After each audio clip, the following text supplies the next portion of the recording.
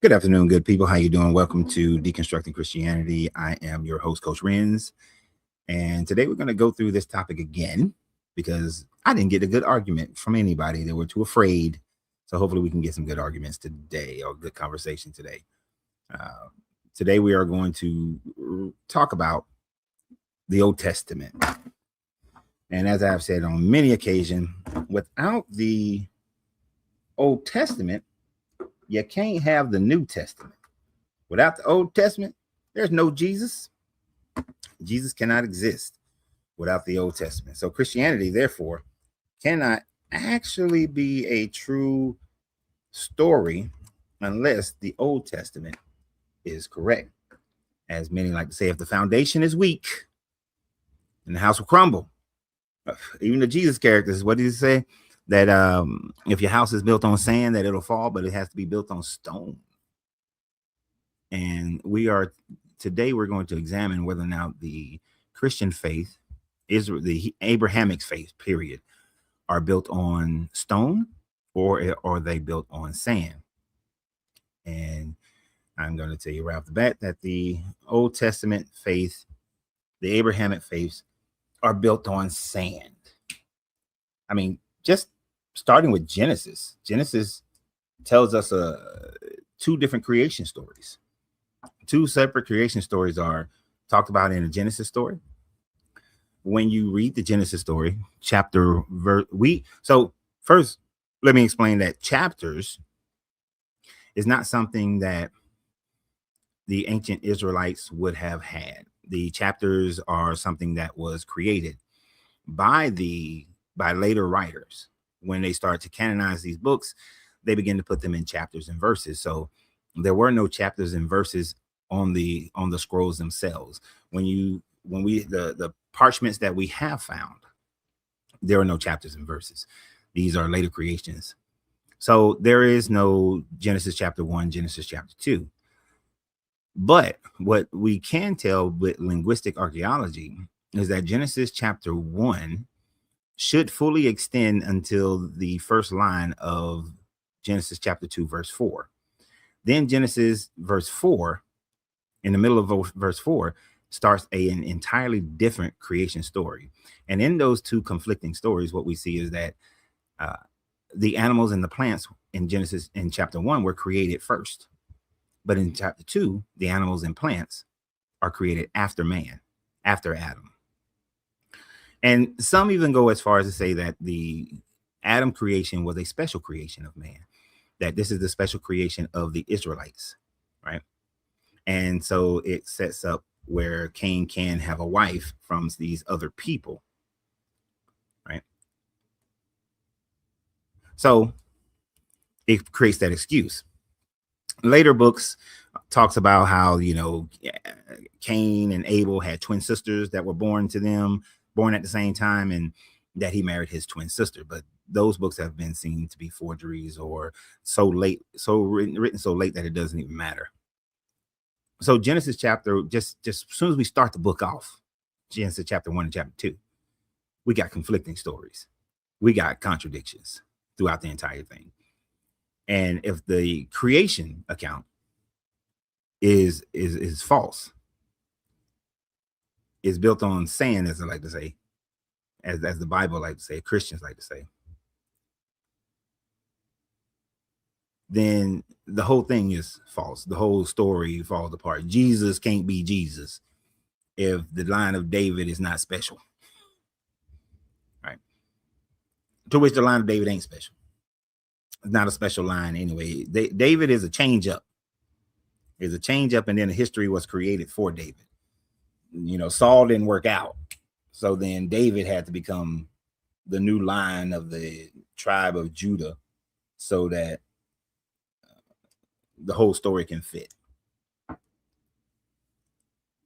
So, baptized after Easter, I didn't mean. I'm a new Christian baptized after Easter. Okay.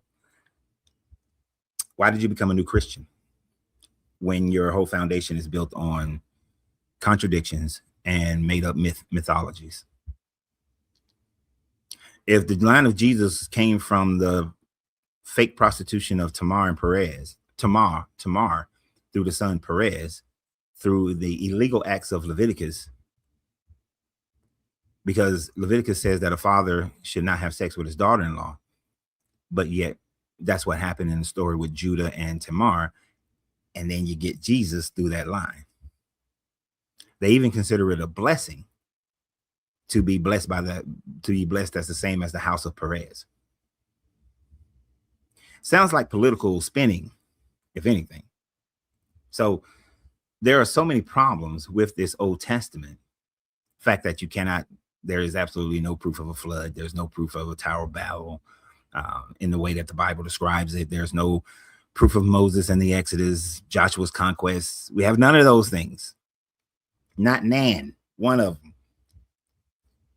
So how can these stories, you base your Jesus on these mythological stories that have no evidence of proof, and there's actually more evidence to go against them, and yet you still choose Jesus? That makes no sense to me. That's not critically thinking through the process. And let me put the link for YouTube and Facebook up. If you are on TikTok, when was that supposed to be?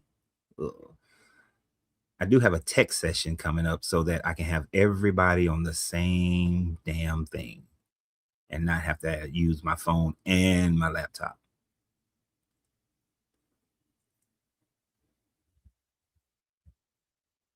Your opinion does not make reality. What I'm stating is not my opinion. What I'm stating is what the Bible says and what science has and archaeology has demonstrated. So it's not my opinion. That's the problem with many people who believe in these religions. They think that when you're stating scientific fact, when you're stating historical facts, that it is your opinion that you're stating, that you're not stating anything factual, when in all truth, your belief in a book of mythologies are an opinion because you're restating the opinion of those who had no scientific data to back up their statements. Let's just say, for shits and giggles, Moses wrote Genesis, just for shits and giggles.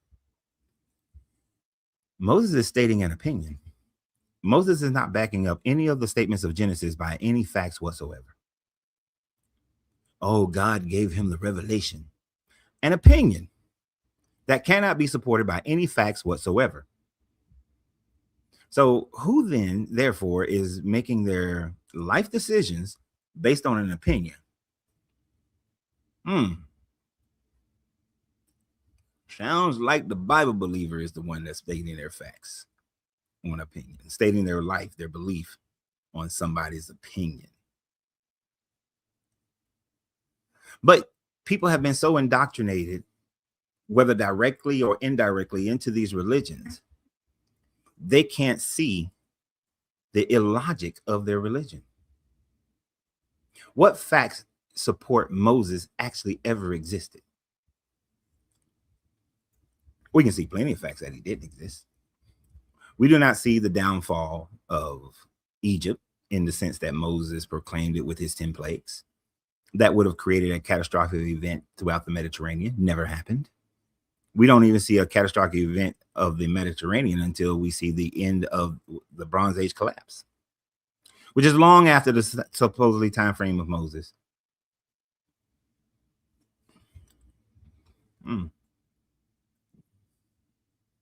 Now, Orange makes a statement on YouTube. Me personally would be the personal testimony and life experience saved me from drugs and depression and anxiety. I did my research and watched a lot of God Logic. So Orange Pork Chop, I like that name, by the way. If you were born and raised in India, do you not think that you could have this exact same experience, the exact same personal testimony, if you followed the Hindu gods, if you followed the Muslim gods, if you followed the Buddhist traditions? Because if you were born and raised in India, you would have been more led to follow those traditions? Now, his answer, he responded pretty quickly, is no. Well, if your answer is no, then you're invalidating every Hindu who claims that they went through the same problem, same issue, and found Brahma. Every Buddhist who went through the same thing, through the same experience, and they found the Eightfold Path. Every Muslim in India who went through the same thing and found deliverance through following Allah. You are disrespecting their tradition and their experience, what they went through. Are we so blinded by nationalities, so blinded by our own selfishness, that we cannot see that the same thing that every other, my experience, my testimony, is the exact same testimony you can find in every other religion and non-religion? Thank you for joining the fan club. Appreciate it. Oh, and before I get started, thank you everybody who supports the channel. Look, be honest, I wouldn't be able to do this if it wasn't for the support of people. So thank you for all your supports on gifts and super chats and all those sorts of things. Stars, thank you guys. I appreciate it very much.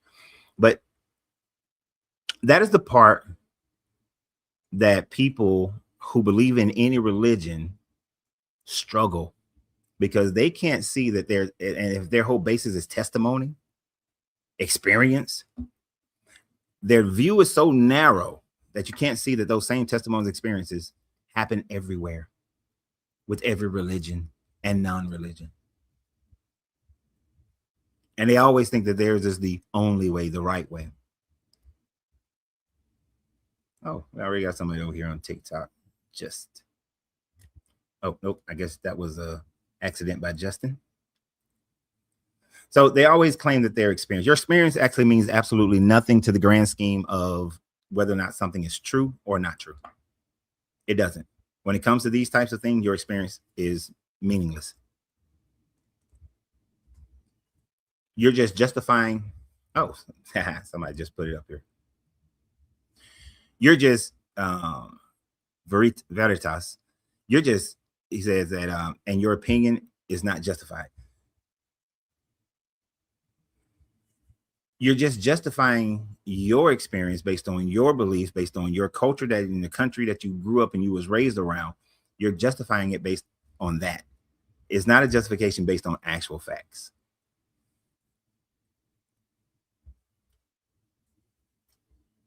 So it's a bunch of bullshit. Oh, this is Black people have the mark of Cain. Ooh. Are you Mormon? Toaster Poodle, are you a Mormon? Because that would seem to follow. Now, it's not only Mormons, there are other groups as well who in the medieval times, they thought that the mark of Cain was the fact that your skin was turned dark. There's actually nothing that demonstrates what the mark of Cain was. I'm more apt to believe that if Cain did exist, then the mark of Cain would have been immortality. But then other books say Cain died, and it's suggested in the Bible that Cain died. So, but we know that we have no idea when and how and if Cain died. And you have no idea what the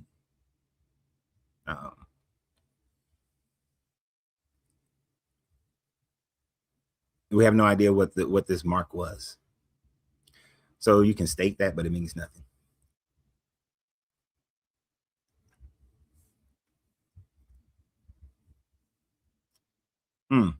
Interesting concept. Good old Rupert. The earth was made. There was a first man and woman. These are facts. Perspectively, you are correct. There was the first time that later generations would identify the Homo sapien, the hominid, as now this is man, now this is woman. This is a lack of understanding of how evolution works for most religious people, because they don't understand that there's no, oh, this is a type of being, and we're going to call this one, I don't know, Homo erectus. and then this man and woman had a baby and it came out as a Homo sapien. It doesn't work that way. This is a long step by step process until you get so far away from one variation that now you give it a name. You now have determined this is man. So it doesn't work in the way that you think it works, that all of a sudden, like, bam, this non-chicken birthed out a chicken. Is millions of adaptations that happen and occur over tens of thousands of years. So thank you for showing us that you don't know how that actually works. So when it was the first man, when it was the first woman, is based on the thought process of later generations. I don't know. People keep clicking that they want to come up here on TikTok, but then they fail to show up. They fail to show up. So I'll try to keep up with the questions and statements that people are making. Orange hasn't made a case to validate his Bible. Patel never makes a case to validate their Bible. So we know Patel is not even worth reading their comments.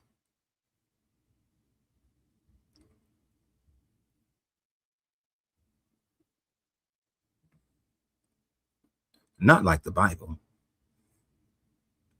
And like I said, the nail in the coffin for me was a spiritual encounter and the 180 my life took after accepting God.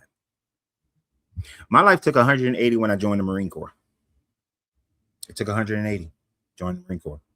My life took 180 when I got divorced. My life took 180 when I got remarried.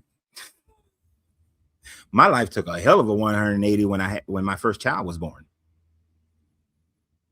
Having an experience that takes you a whole 180 in your life doesn't mean anything. I've served many clients that one experience gave them 180 in their lives. Some involving spirituality, most not. But like I said earlier, you're 180 because you lived in a country that is mostly Christian, more than likely.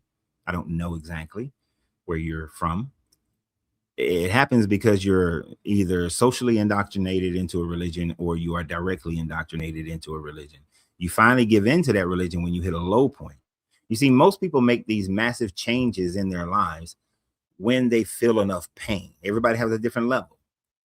So if you were out there just living, as they say, living in the world, doing your worldly things and all this sort of stuff, and then your life falls apart, you get addicted to drugs, you're losing your jobs, your family don't, kicks you to the curb, you can't get a woman or a man, and your life is just in the dumps. You don't make that change until you feel enough pain. So Orange Porkchop felt enough pain in his life that then he looked for something to change his life. And relative to the country you're living in, the culture you're around, that's going to be your change, especially when people reach for some type of spirituality. The change is Brahma. The change is Allah. The change is something. That's the change. That's the big change. So that's the whole, that experience don't mean nothing. Experience means absolutely nothing. I can understand your opinion, but what about the people who hit the tops and will have that Jesus hole in their heart? That what I believe we have a hole in it. Okay. Again, pain. I get all the money. I got all the fame. I got the wife. I got the kids. But that person is still depressed. That person still has an issue with life. None of those things help them, fulfill them because of their perspective of those things. The American dream, get the house, the white picket fence, the spouse, the 2.5 kids, got the good job. I have everything the American dream said should make me happy in life. I got it, but yet I'm still not happy. Pain. And so that person reaches out for something. I got a friend of mine right now, and you guys know I have very few friends, but I have a friend of mine right now for the last 10, 15 years. There's an emptiness in his life. That emptiness is because he has been working for the last 20 years in a field that he cannot stand. Can't stand it at all. Hates the job. I got out of it. I stopped being an IT guy. But he was so attached to the, his lifestyle was so attached to that job. He can't leave it. But when I helped him start a business dealing with cars, high-end cars, it was fulfilled. His happiness then came. Right? Now he's happy because he's dealing in a business that deals with something that he loves. See, his pain point was his industry. A lot of people who are at the top, as we would claim them, their pain point might be something different, but then they find a coping mechanism in religion. So no. All right, we got some more people, I think. Maybe nope, not that one. Not that one. Let's see.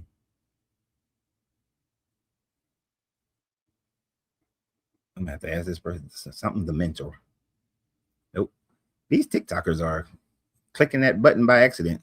So anyway, people don't, most of the time, if a person really, really, really was honest with themselves to find out what's missing in their lives, it's generally not a religion that fixes it. It's all the other stuff. And I'm glad. Here's the thing. Orange pork chop. If your life was in the shitter, you are addicted to drugs, and you feel like Jesus 180'd your life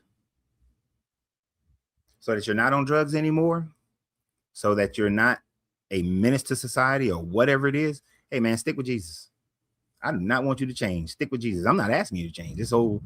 Everything I do here is not for people to change, to walk away from their religion. Where does the pain? Sorry, there's a motorcycle right outside. And this is a very valid question. See, every time I want to talk about this subject matter, we can never talk about this subject matter.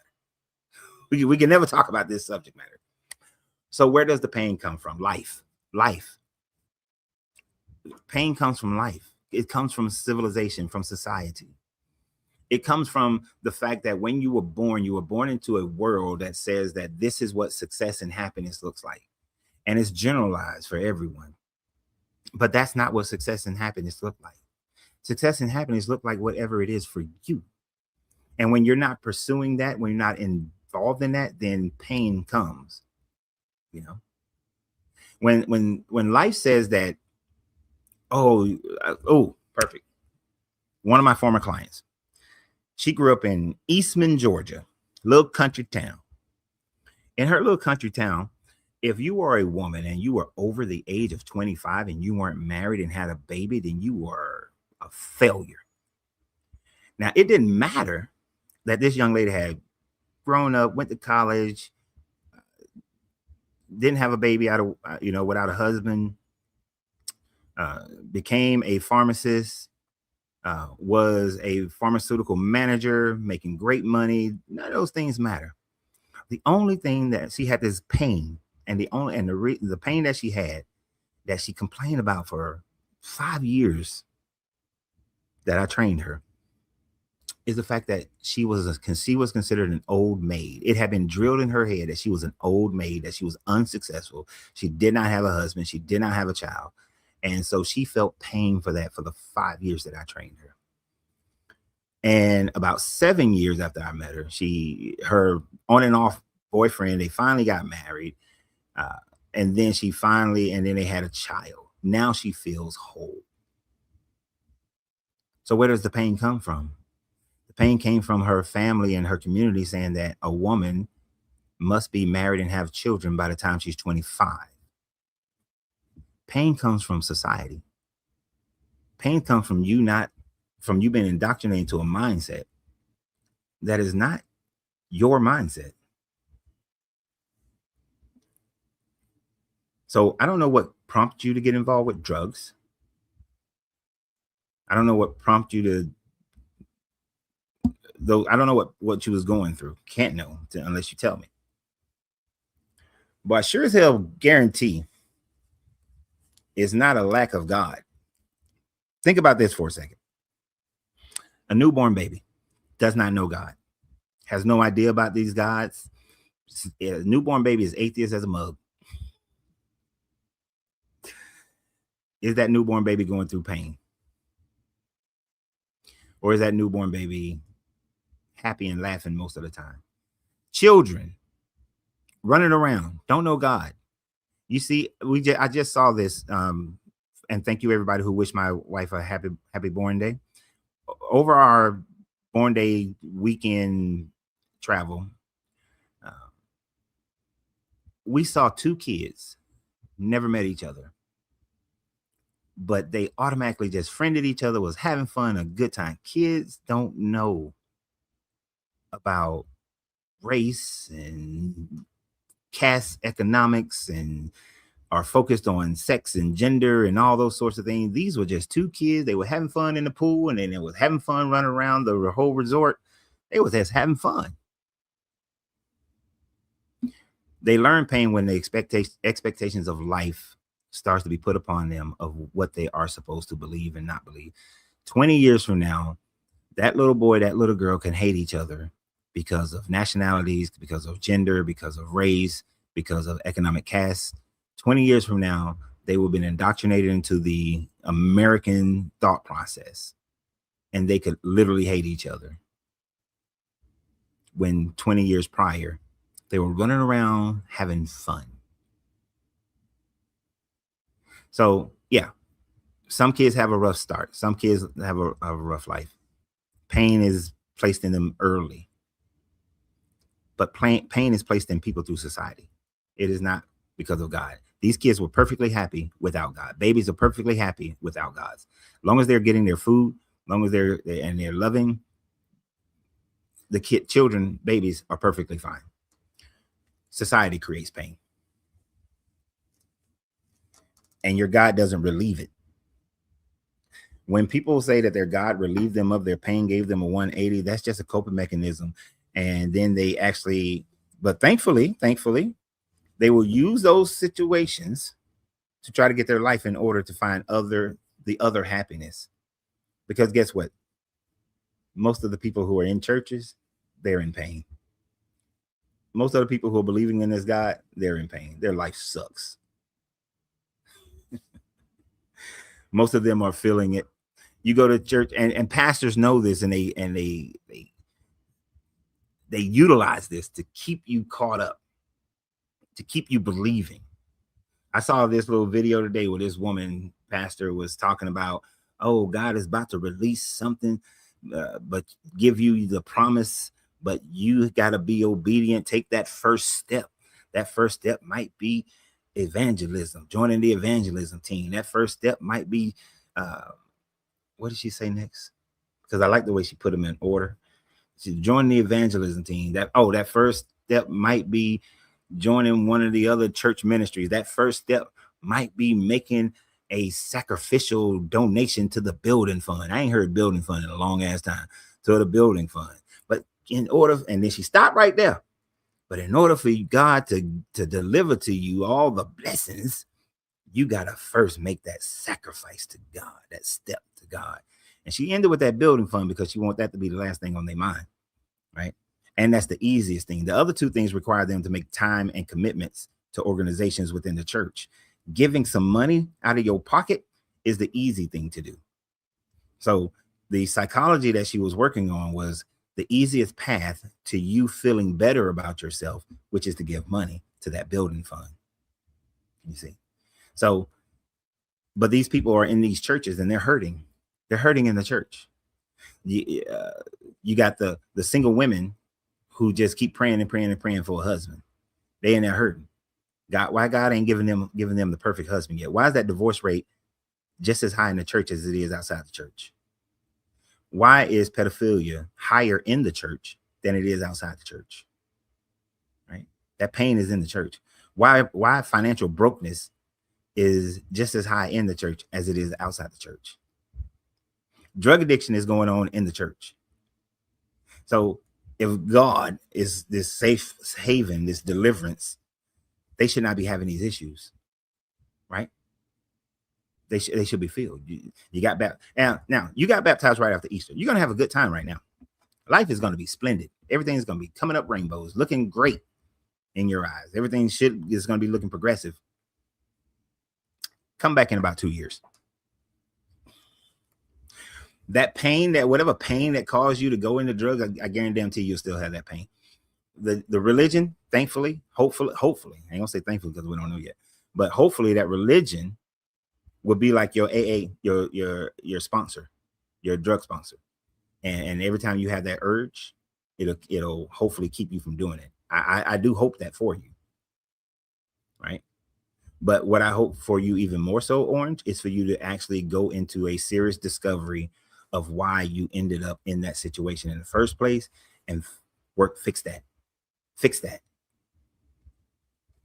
Right? Shit. I'm having trouble. This white shirt is making it hard for me to read some of these comments.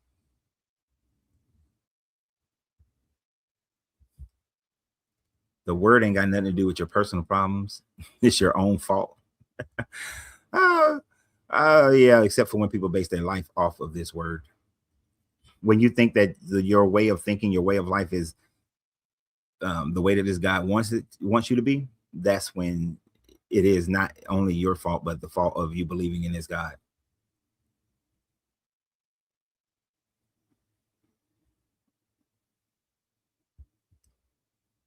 So, yeah. Oh, finally somebody. Charles. Good morning, brother. How are you? I'm doing well. How are you doing, Charles? Doing great. Yeah, I just saw it pop up briefly. I totally agree with where you're coming from.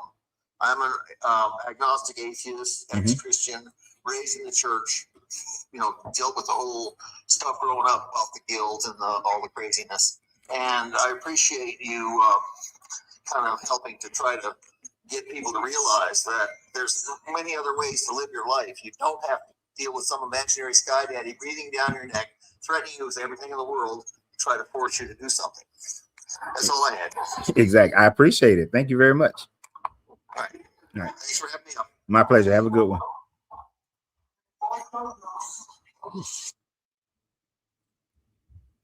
I appreciate that from Charles.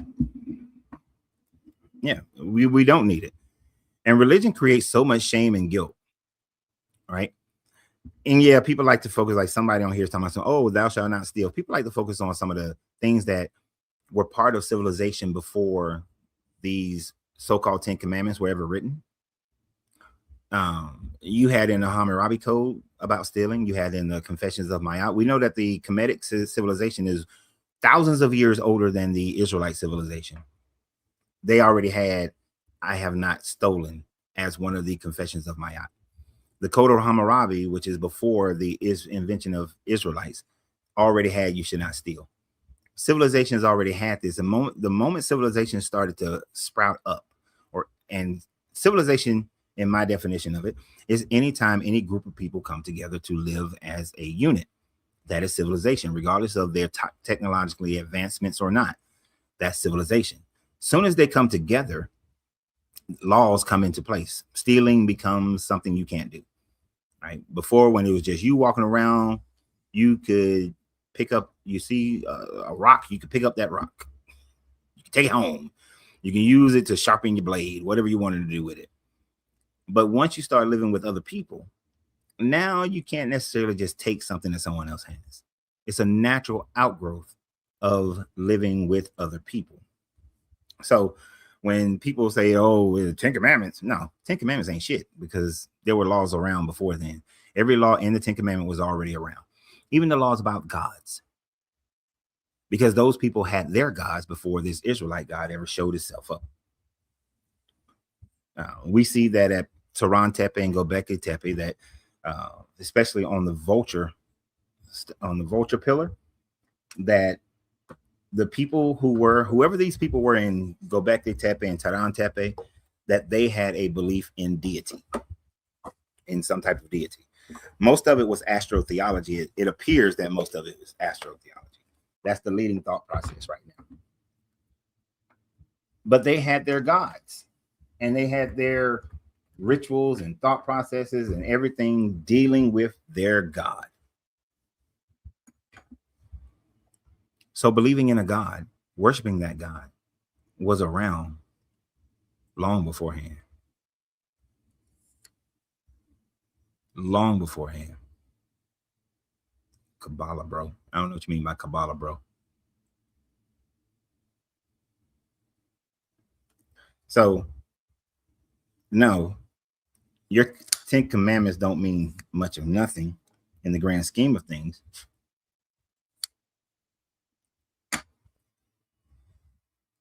So, who cares?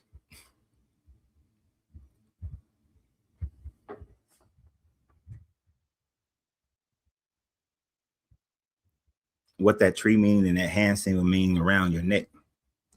It has meanings depending upon which society you're talking about. So which society are you talking about? Now, if you're asking what does it mean to me, that's a wholly different question than what those societies meant it to be. What they mean to me is that it's a nice piece of jewelry that I happen to like when I saw it. I could care less what the, because like you talked about the tree. Are you talking about it from the Viking perspective? Because then this would be the tree of Yggdrasil. But I'm not Viking and I don't care what the Vikings thought this is. Is it the tree of life from the Kemetic, the Kabbalion? Well, the Hermetics? That's what Greeks and Egyptians thought, but I don't care what they thought. It's a nice piece of little jewelry. That's all I care about. Are you talking about this when it was the hand of Mary in medieval times when they thought it would protect them from, it will help them get pregnant and protect their children from childbirth? Or is it the hand of Hansama, which is relatively the same type of protection? Or is it from the Sumerian times when they thought it would protect their husbands, their men from walking off into the darkness and the Lelutu grabbing them? Which time frame? Which culture? Because for me, when I saw it in Daytona, I said, oh, I like that one. I think I'm gonna buy it. Because that's all it means. Symbols only have meanings that people put on it. The golden calf, it only has a meaning that people put on it. If you look at a society, perfect example. If an American goes to India, a cow walking around the street freely means absolutely nothing to that person. It's a cow. What that means is cheese on mine. That's what it means. Put some cheese on that cheeseburger. That's all that cow walking around in India means. But to the people in India, to the Hindus in India, I should say specifically, it's a sacred animal. So so when people who are in India, you know what? I got some Indian folk that I talk to. I'm gonna ask them. But the people in India who come to America, the cow is sacred to them. But in America, it's a cheeseburger. It's some steak. So these things mean nothing. I like when people always talk about, oh, you're wearing that pagan Wiccan. No, it don't mean shit to me. It's just jewelry. That's it.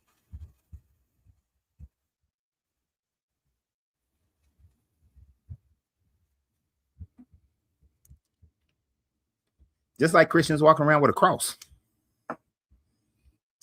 To Romans, it's a death symbol. Right? To the Romans, it's a symbol of death and torture and their superiority. Fuck around and find out is what the cross means to Romans. Fuck around and find out. That's what it means. But to Christians, they adopted it as a symbol of their God dying on the cross to forgive them, to be able to forgive them for the sins that he originally created. See, it don't mean nothing. It means absolutely nothing. Symbols only have meaning what you put on it. The KKK looking hood in America is racism. In Spain is reverence to God. You see what I'm saying? Symbols only have meaning that means something to those people. So do the symbols really have power? You know what? That's a whole good video by itself. I gotta remind myself. Where's my pen?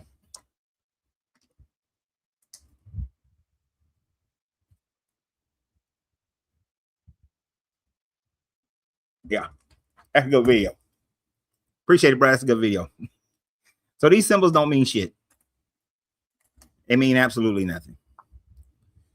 I could wear a swastika. But what does the swastika mean? If I was culturally German in the, the 1940s German, it has one meaning. But if I'm Buddhist, it means something totally different, right? Because the swastika in Buddhism is a symbol of unity and peace and love. You see what I'm saying? You see, your symbols don't mean shit. Why can we never have a conversation about the damn topic?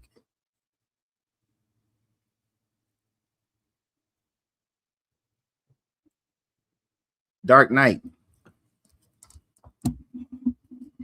What up, bro? How you doing? I'm good. How about yourself? Pretty good, pretty good. So what do you think about the subject matter? Did the Torah actually happen? Nah. It's mythological. John Henry Clark, Judaism, Christianity, and Islam, male chauvinist murder cults.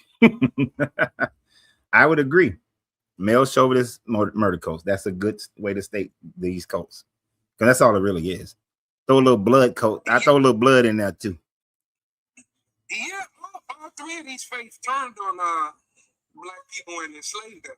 Like Islam did, Christianity did, and the Torah, they gave birth to this crazy concept of a chosen people. So yeah, but I would actually say every religion does that though.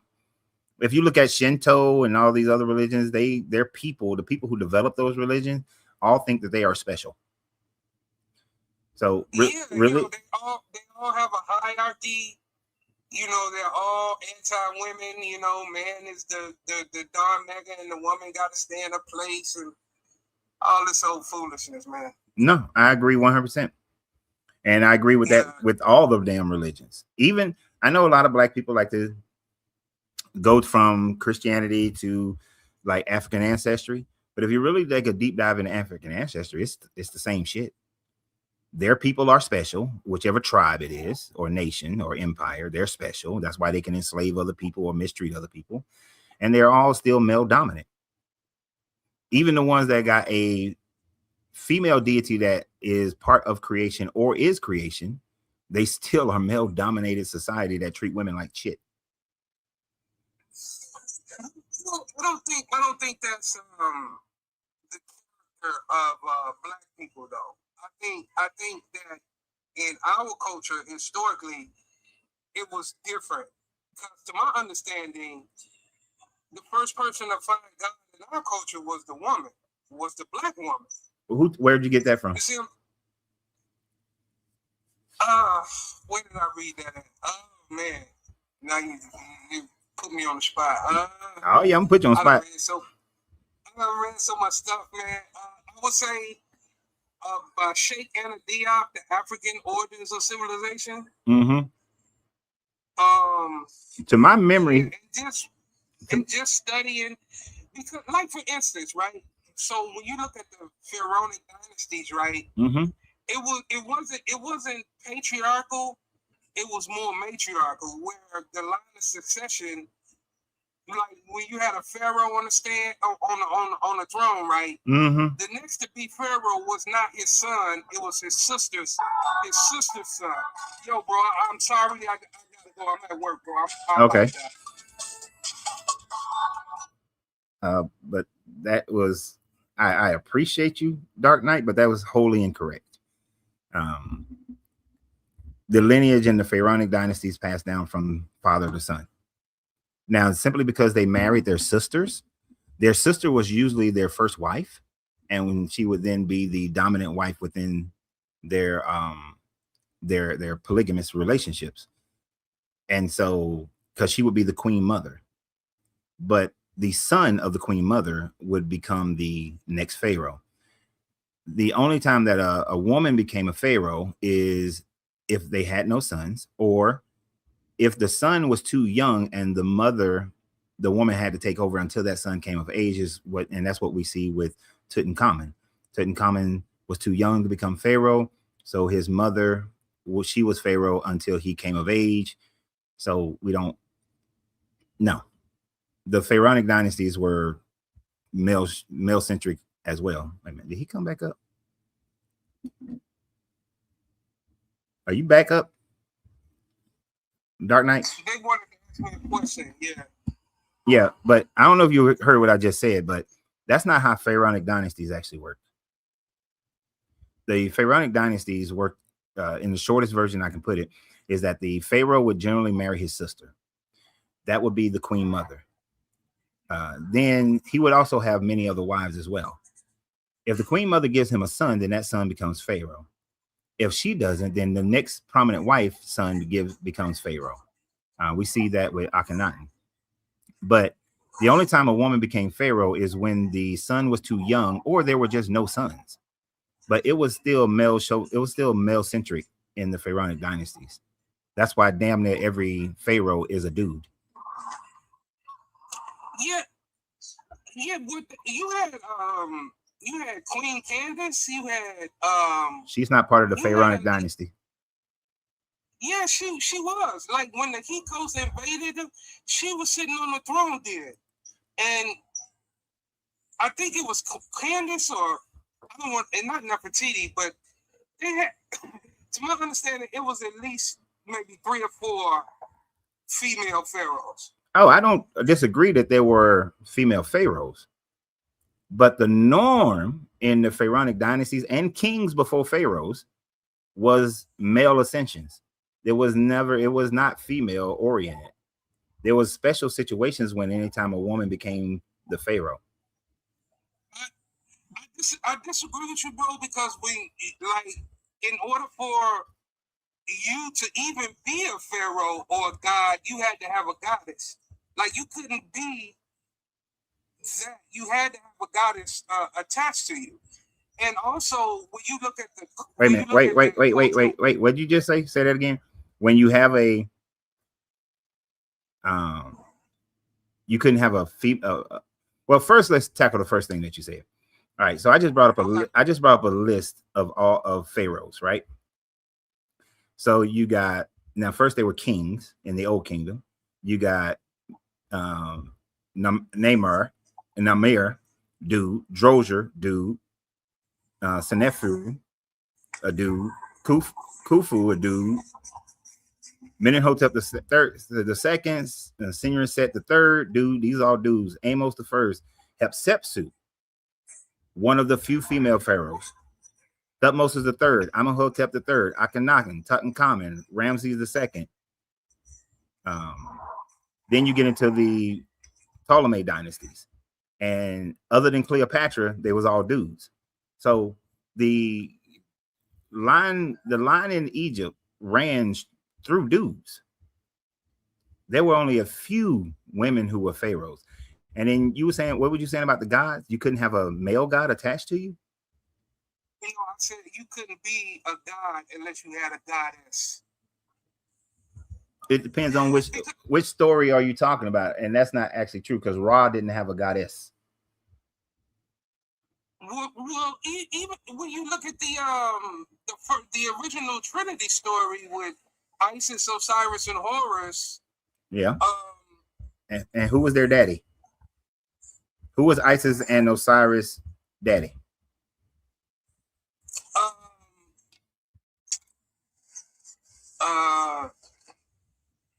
Let me see. Isis, Osiris, Horus. It was Ra.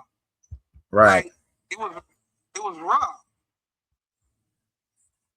Exactly. If I'm saying it correctly, but the thing is that hold on. Okay. And Ra did not have a wife.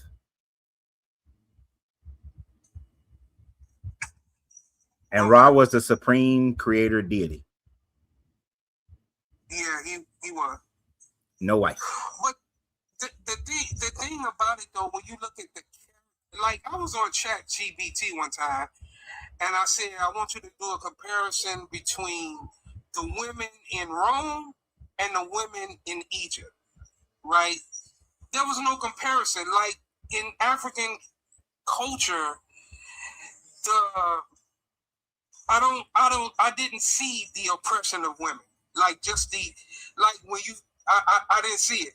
I haven't seen it. Like when it did the comparison, like, you know, women, like, even damn, what was the name of the deity who was responsible for putting the sun up in the sky and then taking it down? That was a female deity. The first deity In what was religion? actually a female deity. What religion? Well, it was a religion of, I wouldn't say it was a religion. It was the worldview of Egypt and Kemet. Of a female putting the sun up and down? Yeah, it's part of the culture. I forget her name, but her responsibility was to. Now, this is mythology. We're not talking literal. You know what I'm saying? But mythology, it was her job to put the sun in the sky, and then when it's time, when the sun go down, it was time for the. Yeah, she brought it back down. I just can't think of her name. You know what I'm saying? But I've never heard of that one. In African culture, it seems to me that it was more based on complementary pairs, as opposed to a hierarchy in Judaism, Christianity, and Islam, where the man is the head, where you have God, then the man, then the woman, and the children. In more ancient African culture, it seemed to have more balance, like they call it Mayat, right? Truth, justice, reciprocity, different things like that. But it seemed to be more balanced, and it seemed to be based off of complementary pairs. Okay. And that's just in my opinion. Okay, so here's the thing about that. Now, I did find what you was talking about. So there are some Egyptian stories that talk about how the goddess Nut swallows the sun every evening and carries her through her body, and then she rebirths the sun every morning. But understand that Nut is the daughter of Ra. So Nut is a creation of Ra. So because Ra created Jeb and Nut, and Jeb and Nut was in such an embrace that no land could be created. So then he created another daughter named Shu. That was the wind, and she separated Jeb and Nut. Nut then is supposedly doing the thing that you were saying, but that doesn't give her parity with the sun or anything of that nature, because Ra is still the supreme deity. As far as companions, most cultures back in the day had companion gods. So you have Zeus and Hera, right? You talking about Greek mythology? In Greek mythology, you have Zeus and Hera, right? You have the god king and the god queen. Right. You got Aphrodite, you got Apollo, you got Mars, and you just got and Venus. So you got you got parity, male and female deities, but you got that in every religion. So that doesn't make the African religions any more special because they have the same type of parity. Now, the origin of the and real quick, I only bring up one person at a time, but in early Egyptian, early Israelite religion, they had the same parity. It was El and Asherah, but it's not until the Babylonian captivity that they get rid of Asherah and now say that their God is supreme, because and it's after the end of the Babylonian captivity when they learn from the Zoroastrians about, no, there's just one supreme deity of the ether, and then there's an evil god, which is the devil. And they learned that from the Persians. So up until around 534, the late 500s BCE, the Israelites had the same kind of parity. So, and that was normal all around the world. You look at almost every culture anciently around the world, they had the daddy and the mama and the child. But the thing is, though, that at that time in human history, Africa, so to speak, was the center, I would say. Everybody came to Africa to learn. The technology was there. The education was there. The learning was there. So you're talking about Egypt. Everything. Yeah, Kemet and Ethiopia and Cushites and Nubia. Yeah, Africa at that time was the center of the world. Everybody went to Africa to learn and study. Everybody in the Mediterranean. Everybody in the Mediterranean. We're overstating the importance of this region. The Greeks. Okay, you're missing what I'm saying. You're overstating the importance of an area. most of our history that we know about is Western history, which, or I like to say Mediterranean history. Egypt sits on the Mediterranean. Yes, it was a major trading hub. It was a major center for learning. It has its props. But the whole world didn't come to Egypt. The people in West Africa, Southern Africa didn't go to Egypt. The people in Australia and Asia didn't go to Egypt. The people in the Americas didn't go to Egypt. So we have to be able to separate what was going on in the Mediterranean and what was going on in the rest of the world. Because you still had learning centers in other places of the world that didn't have nothing to do with Egypt. Well, let me ask you this. Do you think women play a significant political role in the world? Of course it does. Yeah. Okay. But it's not the whole world. See, Western culture ends up dominating the world. So we learn, so most of our history is attached to Western culture. I don't understand what you mean when you say that. What do you mean by that? So because the Mediterranean world became advanced faster than most other places in the world, out of necessity and through exploration, most of the knowledge that we have of history today comes from that Western understanding. So we ignore all the advancements that the Chinese made, that the West Africans made, that the people in India were making, the Aztecs and Mayans, what they were making. We kind of ignore those because they didn't have the same type of advancement that the Mediterranean cultures had. And so we give. You mean as far as building pyramids and shaping it in the form of the stars? You're talking about that, right? I'm talking about a bunch of stuff, really. But because if we look at just building construction, then you have to look at the building construction that was going on in India, and their construction was just as amazing and influential. The constructions that was going on in China, the Aztecs construction, like for the Peruvians to have built Machu Picchu is an amazing feat of ingenuity, but it doesn't get the props that Western culture gets because Western culture came in, they destroyed a bunch of shit, killed a bunch of people, because they were more inventive in warfare. Well, no. When you say Western culture, and then you're saying African culture was Western culture? No, Western culture is the Mediterranean culture. North Africa, Middle East, Turkey, Europe. That's Western culture. Okay, well, let me ask you this. Is it fair to say that Chancellor Williams wrote a book called Destruction of Black Civilization, Great Issues of a Race from 4500 BC to 3000 AD, right? Mm-hmm. So is it fair to say that Black people's history goes pretty far back? Yeah. Is that fair to say? Yeah. Is it fair to say that Black people had the world's first organized society? Is that fair? I would say that. Okay. So I'm just trying to develop a framework.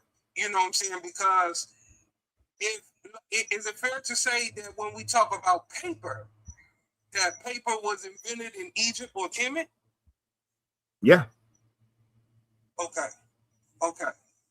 And let's just say when the dead died, embalming people, that was created in Egypt too? Sure. As far as we know. Okay. But what's the point? Well, the point is, like in math, you have 1, then 2. So if Black people had the world's first organized societies, then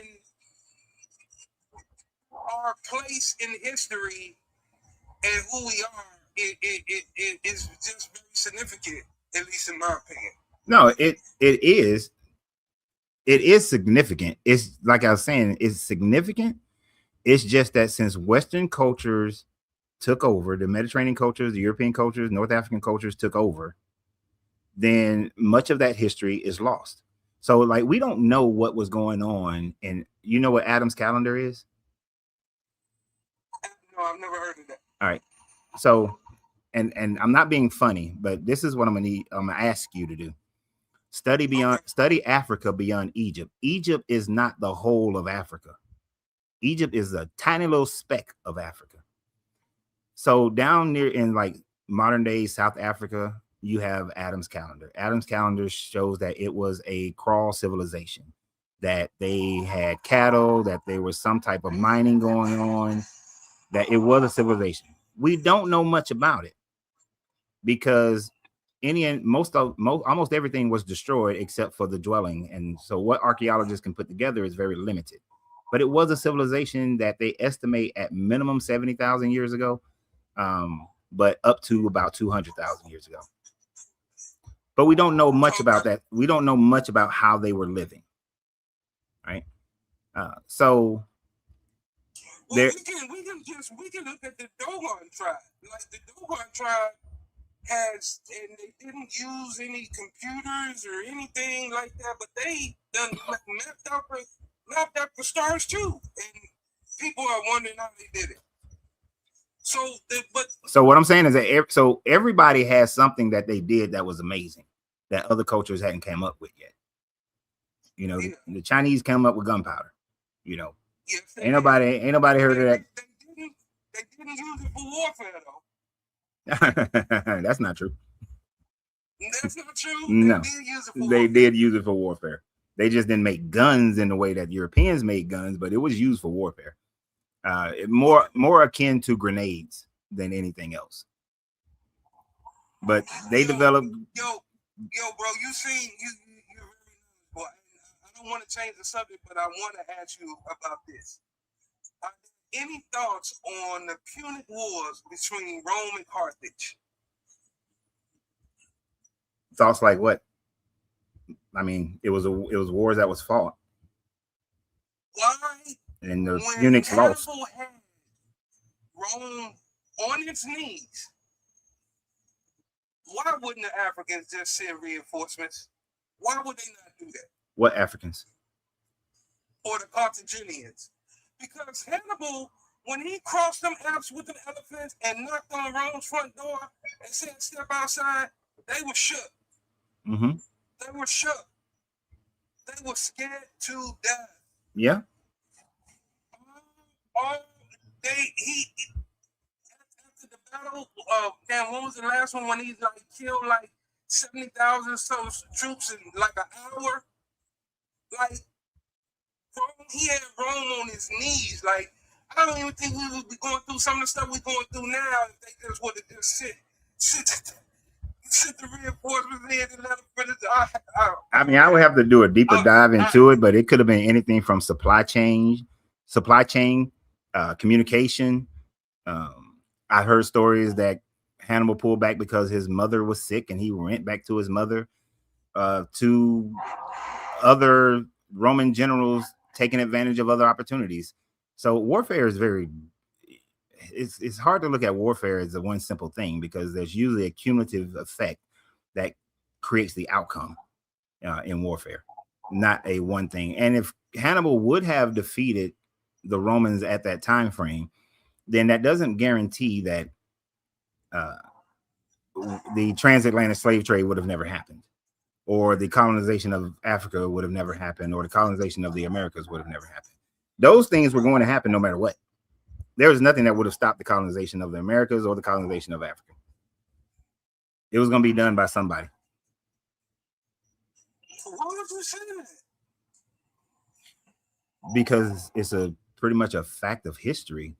When you look at the Mediterranean empires, and no matter who would have won, because there were agrarian countries, empire building was very important because you need slaves in order to survive in an agrarian empire.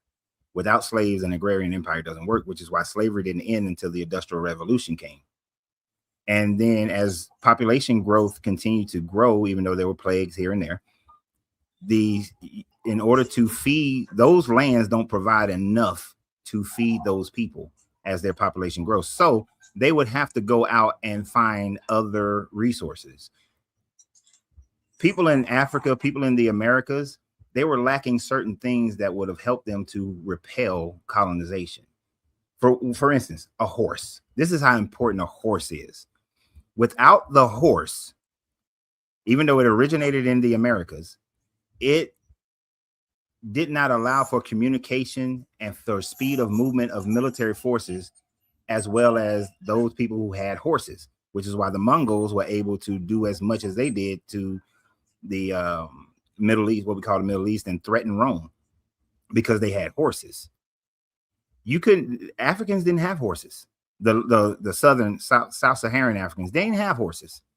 So that communication between empires, that communication within an empire, the ability to move their troops, that just wasn't there. And then when you take it, then you got to look at terrain. Terrain also makes a difference as to how well people are able to transverse an area, move supplies, move military.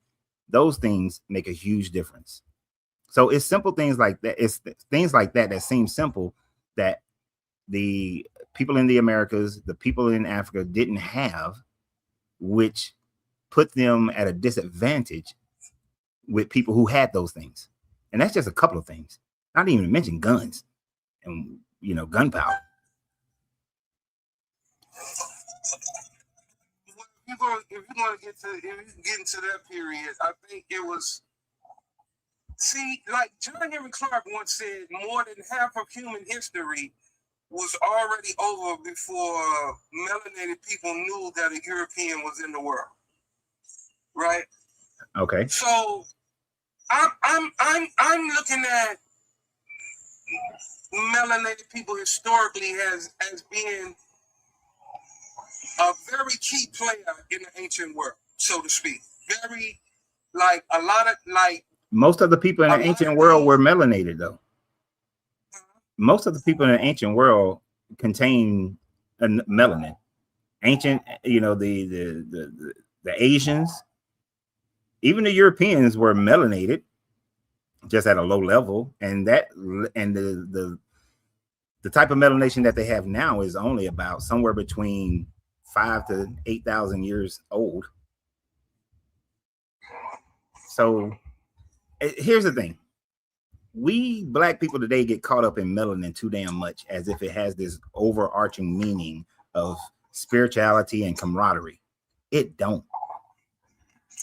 It just does not. I love being a black man. Don't get me wrong. I understand the struggle of black people. Don't get me wrong. I understand the history. But if the people in the Americas had horses and they did not have, and let's say they didn't have grains that grow plentiful in America, them motherfuckers would have went out to conquer other people. Their goals would have been to go out, explore, find these resources, and take the shit, just like the Europeans. So I disagree with you on that one, bro. Why? What would make them different? The reason why the Chinese did it is because they lacked resources to take care of their population. So they had to go and get it. It's evident, like, I don't subscribe to any way of looking at the world that says man is incapable of living on Earth in cooperative sharing and communication with other men on planet Earth. I just don't subscribe to that. It just doesn't sit well for me to say that it's impossible for men to be on planet Earth and not have a cooperating thing going on. Well, we can have that, but it's not based on melanin, is my point. No, of course not. Melanin has nothing to do with it. But that's your argument. Your argument is that these black African people was doing this kumbaya bullshit, and they weren't. They were fighting wars against each other. No, I don't know. If I came across like that, no, that's not my argument at all. Not at all.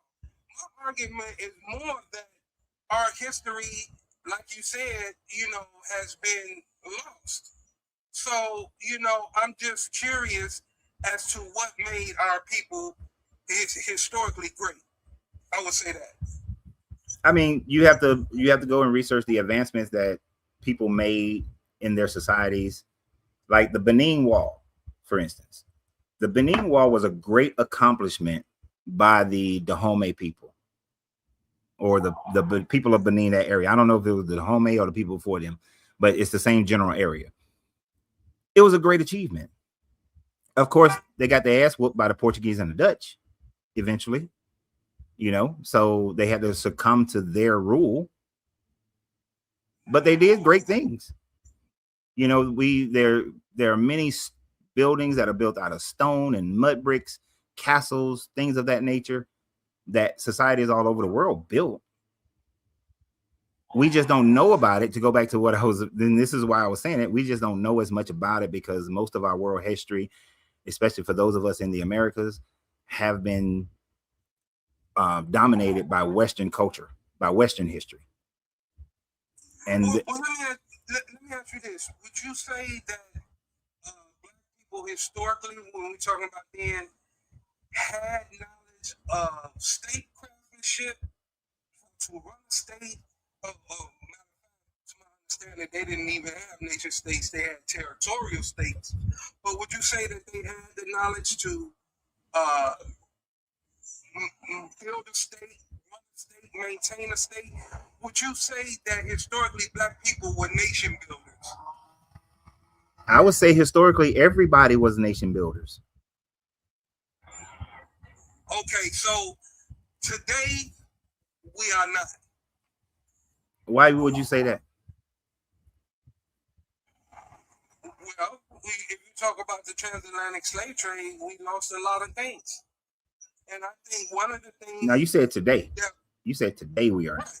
I'm talking about today. Today you don't see how Torre is building his nation. I literally watched and was in the beginning part of Kagame building his nation of Rwanda. Okay.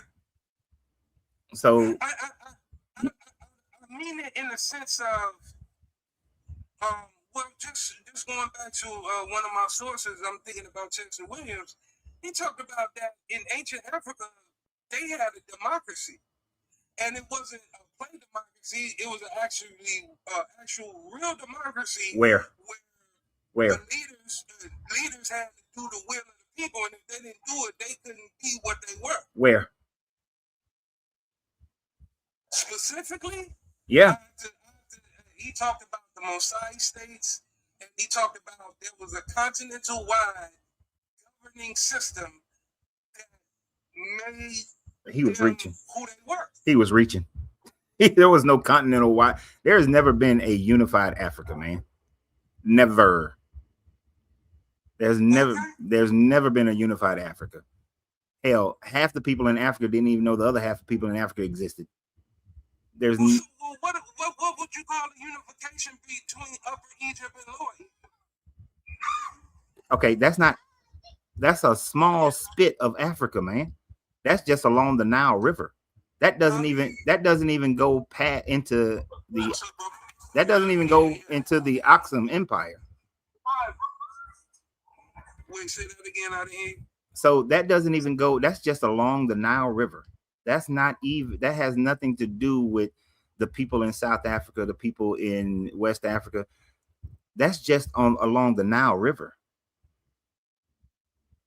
That's just the Kushite. Yeah, every great civilization has a great river next to it. Because people need water to live by.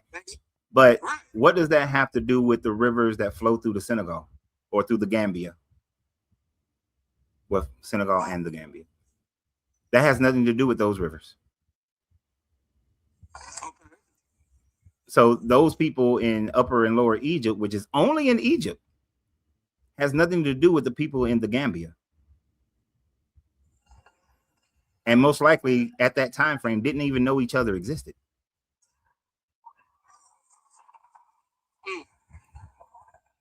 Egypt is not the whole of Africa. No, it's not. There's a chapter called Egypt, Ethiopia's oldest daughter. So, yeah, definitely. But I'm thinking about Sheikh Anta Diop. He said that in order for us to be, as black people, to be reborn, we're going to have to put Egypt in its proper place because it's been eliminated from history for a reason. When has Egypt been eliminated from history? Well, I would say black people, I mean, us as a people as a whole, have been eliminated from history, and that this is one of the tools that the enemy has over us, that our place in human history has been supplanted. I will. They don't say the beginning of history is in Africa. They say the beginning of history is with the Greeks. And history started with even though that faith was kind of being, challenged now, but for the most part in the world, that's what they say. No, not in most parts of the world. Because if you are Mediterranean, if you are European, if you are in the Americas, you're going to get a lot of that. But and then even if you're in the colonized parts of Africa, you're going to get a lot of that. But if you go to India, you go to China, you go to Australia, you go to the South Pacific Islands, you don't get that. Their history begins with their ancient people. You go to Peru, their ancient history begins with their ancient people. This is just, what you're talking about is Western colonization of the mind. And that is a true thing. But most of us, thankfully, since the internet has come out, a lot of information of true history has been spilling over year after year after year. So you're not, and then you have to look at different nations are only going to teach their history. You're not going to go to China and they teach an American history. They're teaching Chinese history. They're teaching about the Chinese dynasties, the War of the Six States. They're talking about the Mongol Empire. They're not talking about Europe. They're not talking about America either, nor are they talking about Africa. But as African countries become free from colonizations, they are teaching their own ancient history. That is one of the things that colonialism did to us. Like a lot of us have this Eurocentric worldview. You know what I'm saying? We speak English as a language. We worship Christianity and capitalism, and none of these things are really indigenous culture. So that's what colonialism has done to us, and with the fact that, our manhood and womanhood was so violently taken from us, you know what I'm saying, that we're trying to get back to it. Yeah. And I think that all these things, like what we're talking about, is a part of it. Judaism, Christianity, Islam, it's a part of it. Understanding our ancient history and our place, and I think all of this is a part of it. Well, that's what I said in the beginning. I gotta go for real this time, bro. I'm at work. All right. I apologize. No problem. I followed you, and I hope I can build with you another time, because I know you got a lot of wisdom and there's a lot of things I can learn from you. I appreciate you, man. Look forward to it. Bro.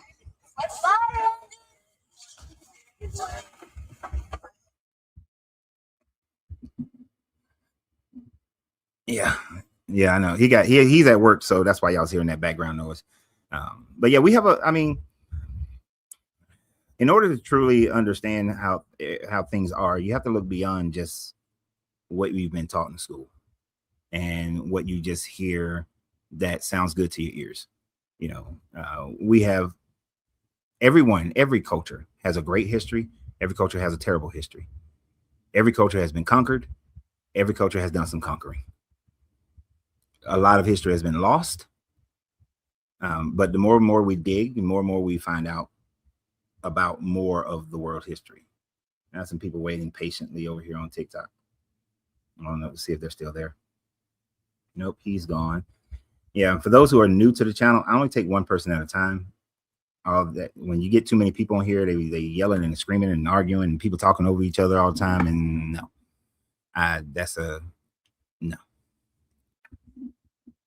All right. And it always interests me how people talk about the matriarchy.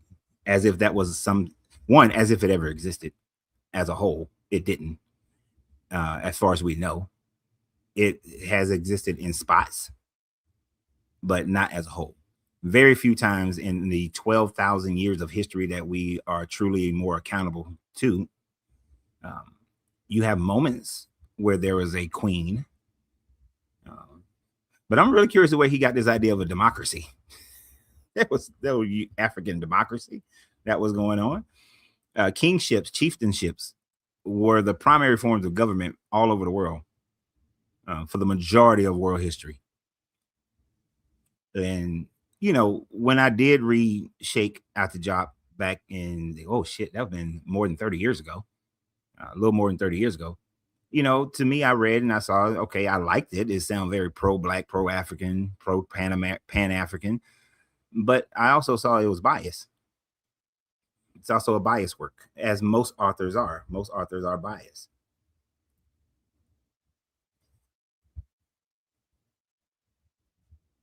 So we don't have this.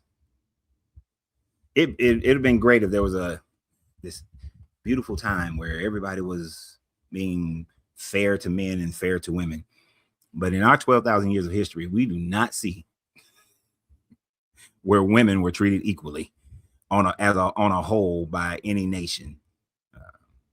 No, it was a man's world. It was a man's world in most countries. And I would say, just like how Christianity, the more and more I studied it, I found a lot of it disheartening. Even when I studied different African histories, because there's no such thing as studying African history.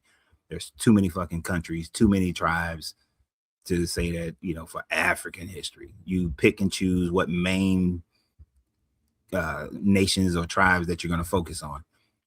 And you could focus on 20 different tribes and still not know the whole of Africa. It's a huge fucking continent, right? A lot of different nations, a lot of different tribes.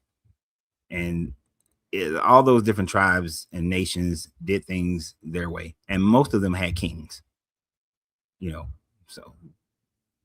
And they had queens, but they were patriarchal, like a champ.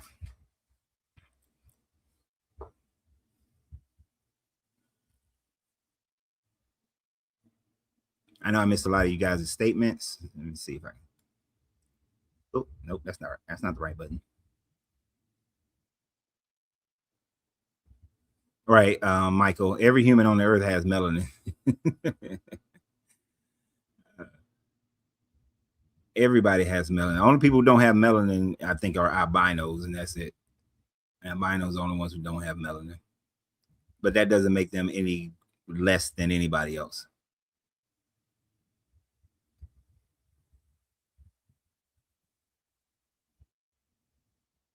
I probably should enforce time limits. You're right. Especially when I usually do when there's someone waiting. I didn't do it on that one. I should have.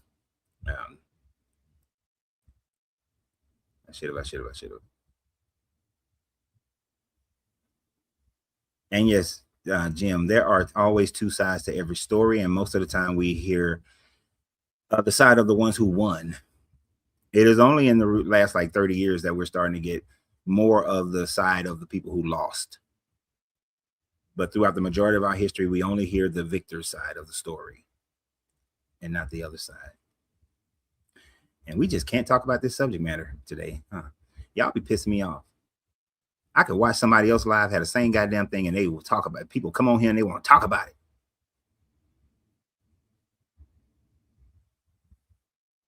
I saw something earlier. Sounded like some bullshit.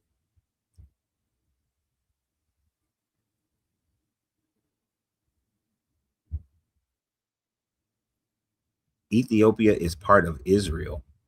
No, the fuck is not. Where would you get Ethiopia as part of Israel? Ethiopia has never been part of Israel. Ethiopia, for the most part, has always been its own country.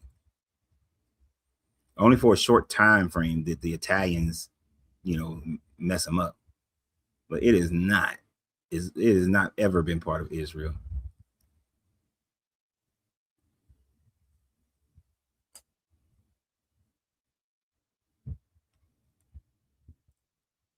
if you don't speak Hebrew, you are not kosher. If you do not follow mitzvah, you were never from Israel. It's not that complicated.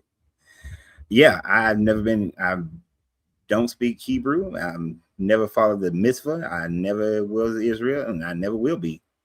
Why would I ever want to be an Israelite? One of the worst one of the worst histories and superiority mind throwing people in the world.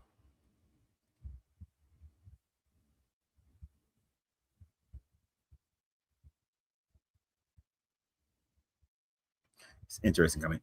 So, what do you use as proof of anything that was documented in ancient times? We could say the same thing about most ancient documentation. Did any of it really happen? So, documentation alone is not sufficient evidence to prove anything. Just because somebody writes something down doesn't mean that that's what actually happened. Generally, what we need would be other levels of archaeology, the pottery at the time, the coins. Like when we talk about people like Alexander and his conquest of, his conquest of the Middle East and all the way to India and Egypt and that sort of thing. Well, what we can see is that there were coins minted during the time frame of Alexander. That the biographies about Alexander are quoted by later biographies, and they say where they got it from. We can see the building construction of Greek influence throughout the Mediterranean where Alexander conquested. We can see the kingships, for instance, the Ptolemy dynasty. We know that the Ptolemy dynasty existed. We have coins, potteries, documents, buildings, all those things that say that, yes, at some point the Greeks conquered Egypt. We know that they conquered Egypt. We know that they set themselves up as kings. We know that his general Ptolemy set up his own dynasty after Alexander died. So those things, all those things combined will prove a narrative concerning it. Now, does it prove that Alexander was born from his mother had sex with a god? No, it doesn't prove any of that bullshit. But whether or not he existed, whether or not he conquested the lands that he claimed to have conquested, we have enough evidence to demonstrate that.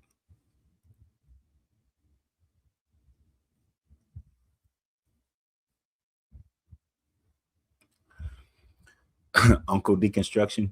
Really? That's what we doing. That's what we doing. Do you believe white Europeans and brown Arabs weaponized religion against black people? At a certain time frame, yes. The trans-Sahara slave trade was a weaponization of Islam towards the people of the Sahara and the first beginnings of sub-Sahara. The Europeans weaponized it in the 1400s against their colonization of African nations, beginning with the Portuguese in 1844. Was it we are specifically just want to weaponize this against black people? No. The leadership of the Arab nations and the leadership of the European nations also weaponized the religion against their own people as well. It's just that when they needed more slave labor, unlike the Romans, who they didn't enslave anybody, they targeted this group because it was easier to conquest them and enslave them than it was to enslave their own people. And especially once you become a Christian or a Muslim, it tells you that enslaving another Christian or enslaving another Muslim is not something you should do. And you should actually have them as an indentured servant, provide a way for them to be able to get out of their slavery in Islam. But because it says that foreign nations, Leviticus 25 says that of the foreigners you may make into permanent property slaves, then the Africans were seen as foreigners. When they came to the Americas, they tried the same bullshit. So it's not so much as weaponized against a particular people because they are that people, but it's just the opportunity. But like I said, they weaponize it against their own people as well.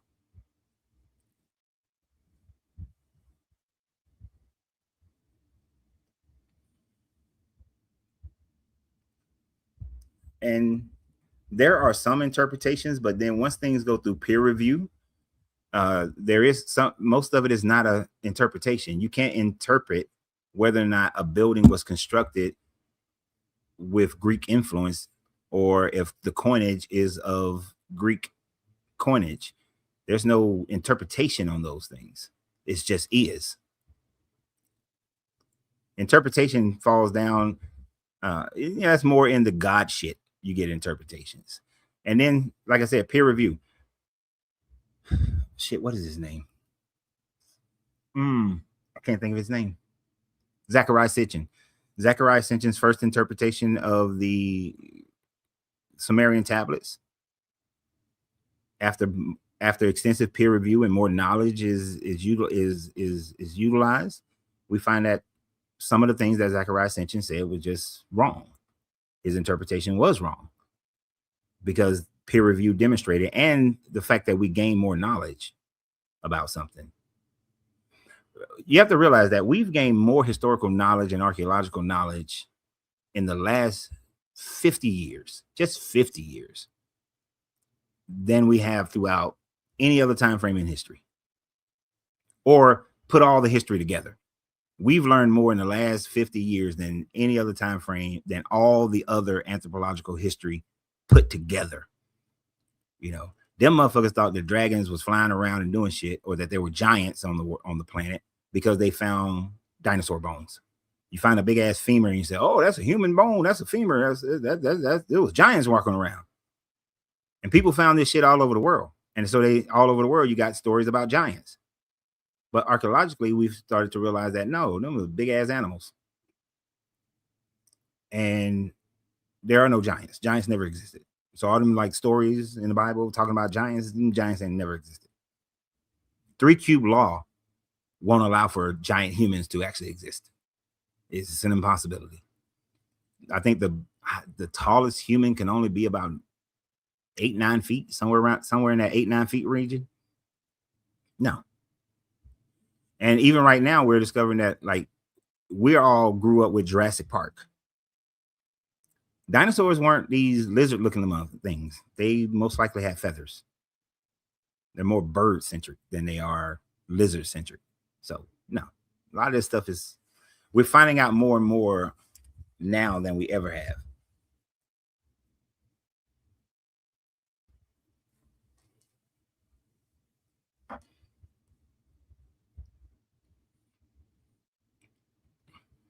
But Jim, I need you to be more specific. How are we making definitive claims about incomplete and limited evidence? All we have are assumptions when we go back far enough. It depends on what you're talking about. We definitively know that Noah's flood never happened. It's definitively known that Noah's flood never. It's definitively known that the Exodus never happened. It's definitively known that the world was not created 6,000 years ago. Like, that's not an assumption, right? That's a fact. Kevin said he thinks that dinosaurs are BS. If we didn't have full, complete skeletons, you might be able to hold on to that one. But since we do have full, complete skeletons, big ass animals existed.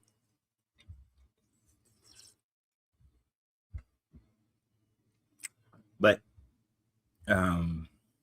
that's why I don't do vague statements. I try not to do vague statements because you got to pinpoint things. You know, when like the gentleman that I was talking to, when the statements are vague, you know, he incorporated all of Africa in Egypt. No, you can't do that. We got to be specific.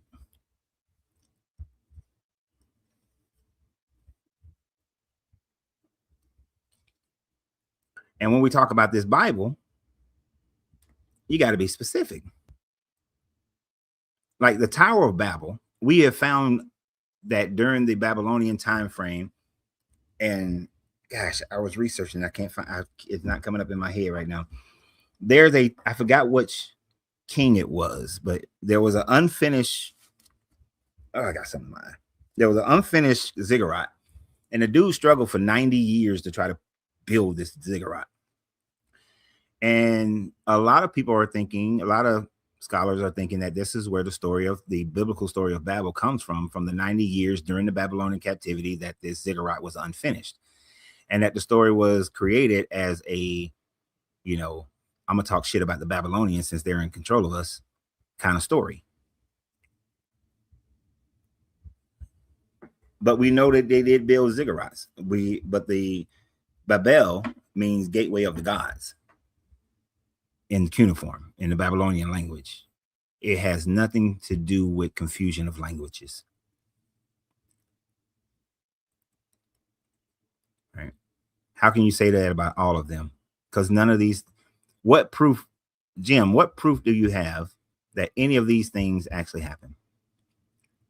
Where's the proof of any of them? The closest thing you might get is the possibility that Solomon's kingdom may have existed. David's kingdom is still kind of, you just got one inscription that talks about the house of David on the Tel Dan stele, that the house of David was utterly destroyed. But if the Tel Dan stele is correct, then the house of David was utterly destroyed. And if the house of David was utterly destroyed, then Solomon's kingdom could not have existed if the house of David was utterly destroyed. Now, that could have been a king being hyperbolic and, you know, exaggerating.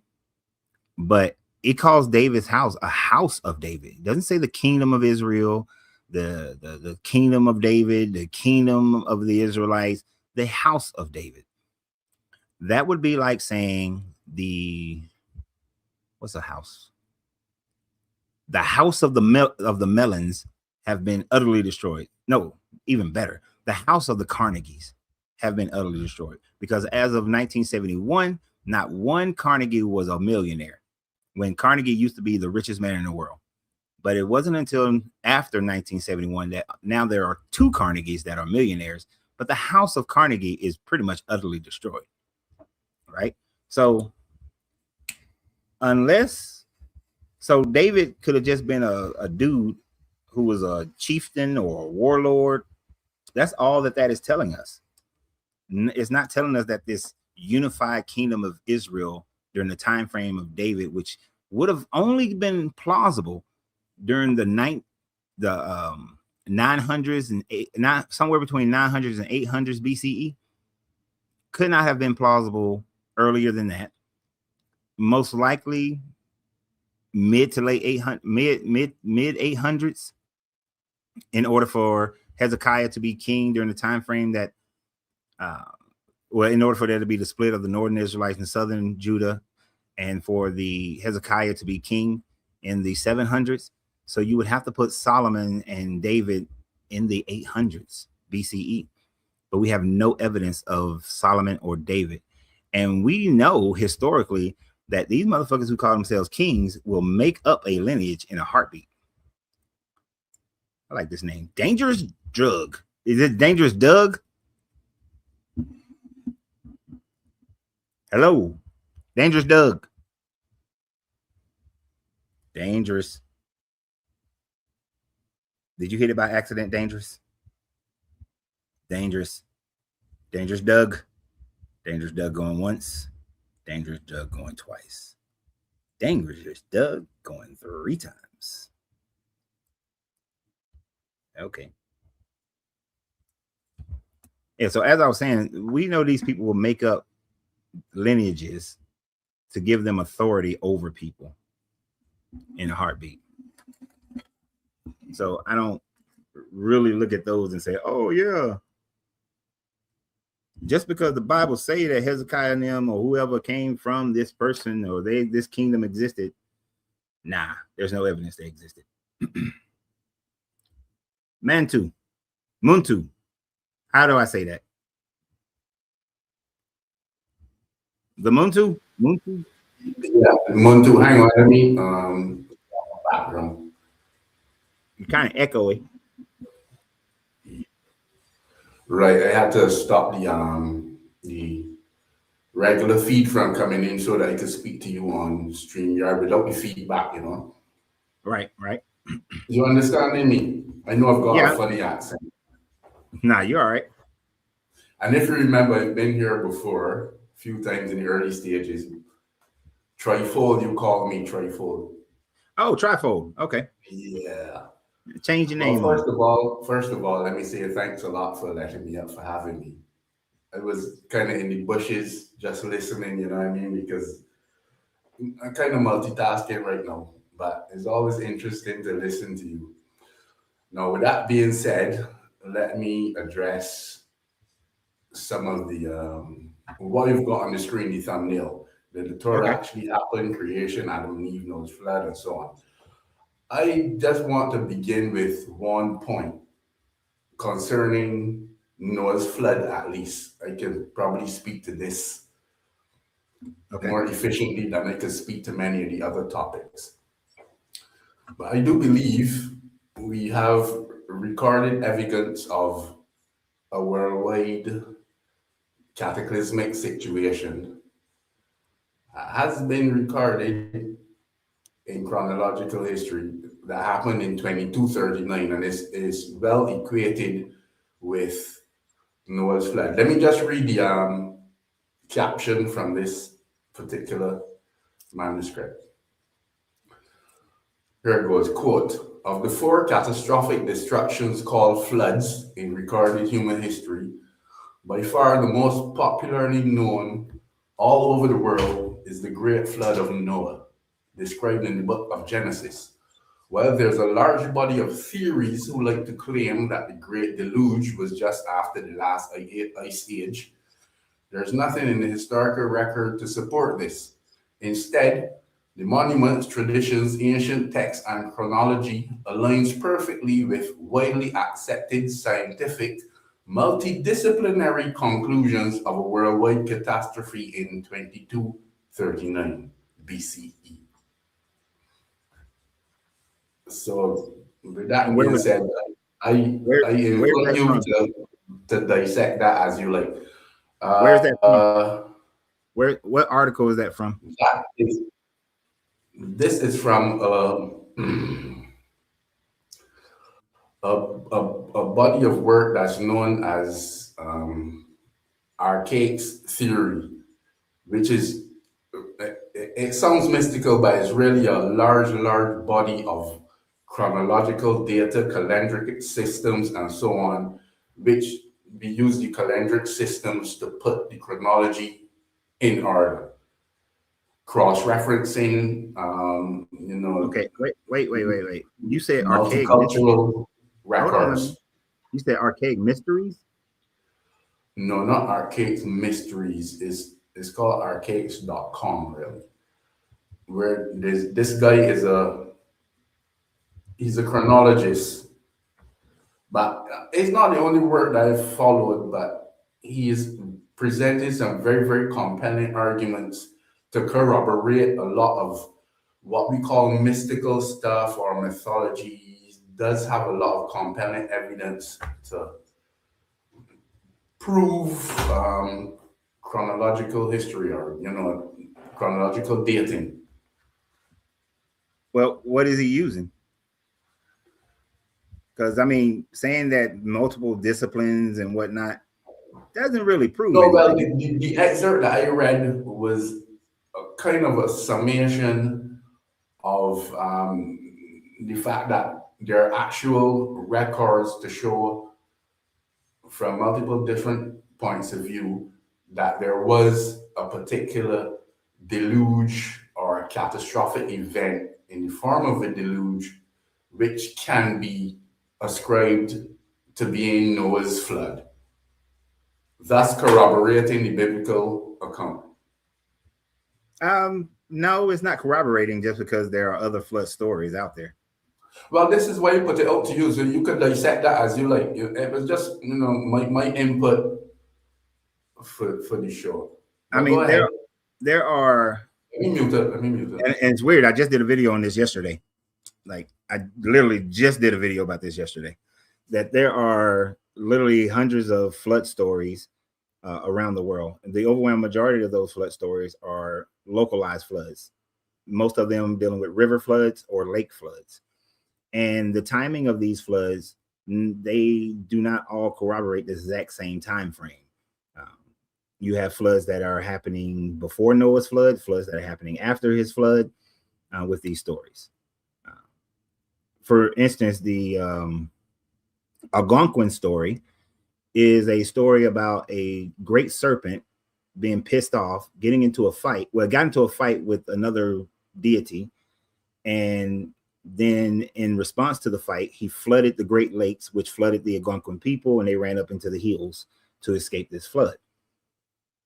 That flood myth is way after the Noah's flood story.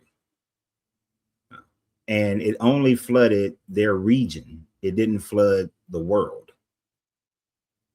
So that doesn't corroborate the Noah's flood story. Neither does the Aztecs flood story, the Mayans, the Egyptian flood stories are all about the Nile River flooding. So the Chinese flood stories are about the Yellow River flooding, and there's no boat involved. There's a rainbow involved, but there's no boat. And so just because other people have flood stories doesn't mean that the Noah's flood story is correct, and especially when you have civilizations that existed before the Israelite story with the Sumerians, Akkadians, Assyrians, and Babylonians all had flood stories that existed before the Noah's flood story. Those are more in line with the Noah's flood story and how things happen, but those stories are older than Noah's flood story. And they placed the flood thousands of years before Noah's flood. Mm-hmm. Okay, granted. Well, for the most part, you have attacked the question in an amicable way, should I say it? But let me also add this, something else that you said. We are finding more and more evidence of the Younger Dryas flood that happened somewhere between 12,000 and 9,000 BCE. When we are looking at what is it called? I forgot what underwater archaeology is called. But the more and more, maybe.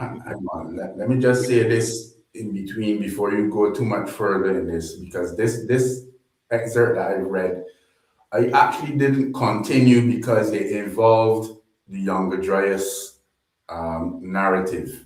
Mm-hmm. Right? I really didn't actually read the last sentence of this, which is to say, and I will read it now. Instead, monument traditions, ancient text chronology aligns perfectly with widely accepted scientific multidisciplinary conclusions of a worldwide catastrophe in 2239 BC period. If a massive flooding happened in the Younger Dryas period, it has nothing to do with the world's flood traditions and flood hero.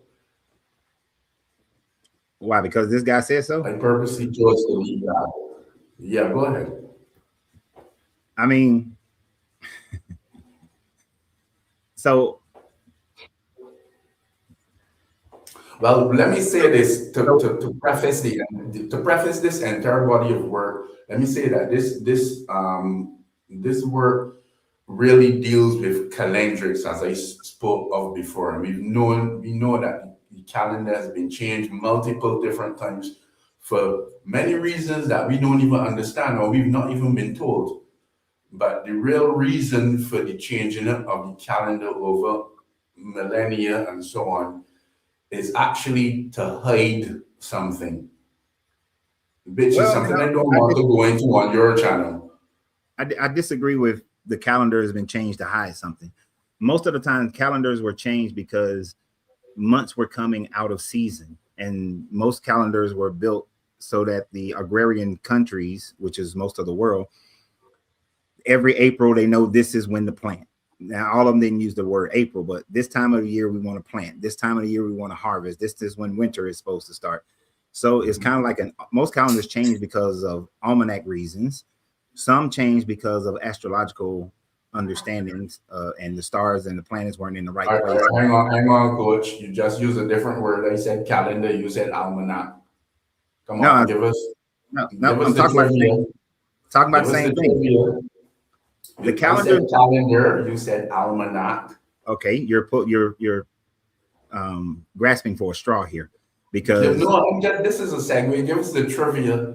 No, of almanac between an almanac and a calendar. almanacs and calendars were tied, tied to each other. Like the reason why for instance, Caesar's calendar, right? Julius Caesar didn't change the calendar because he was trying to hide something. He changed the calendar because the months weren't coming in the same season that they should come into. So he added 2 months so that the seasons and the months would match up to each other, which is connected to agrarian societies for planting and harvesting. So I'm not changing the narrative. It's they're connected to one another as to why. So you said the why was because they were trying to hide something. They're not trying to hide anything. Well, let me say this.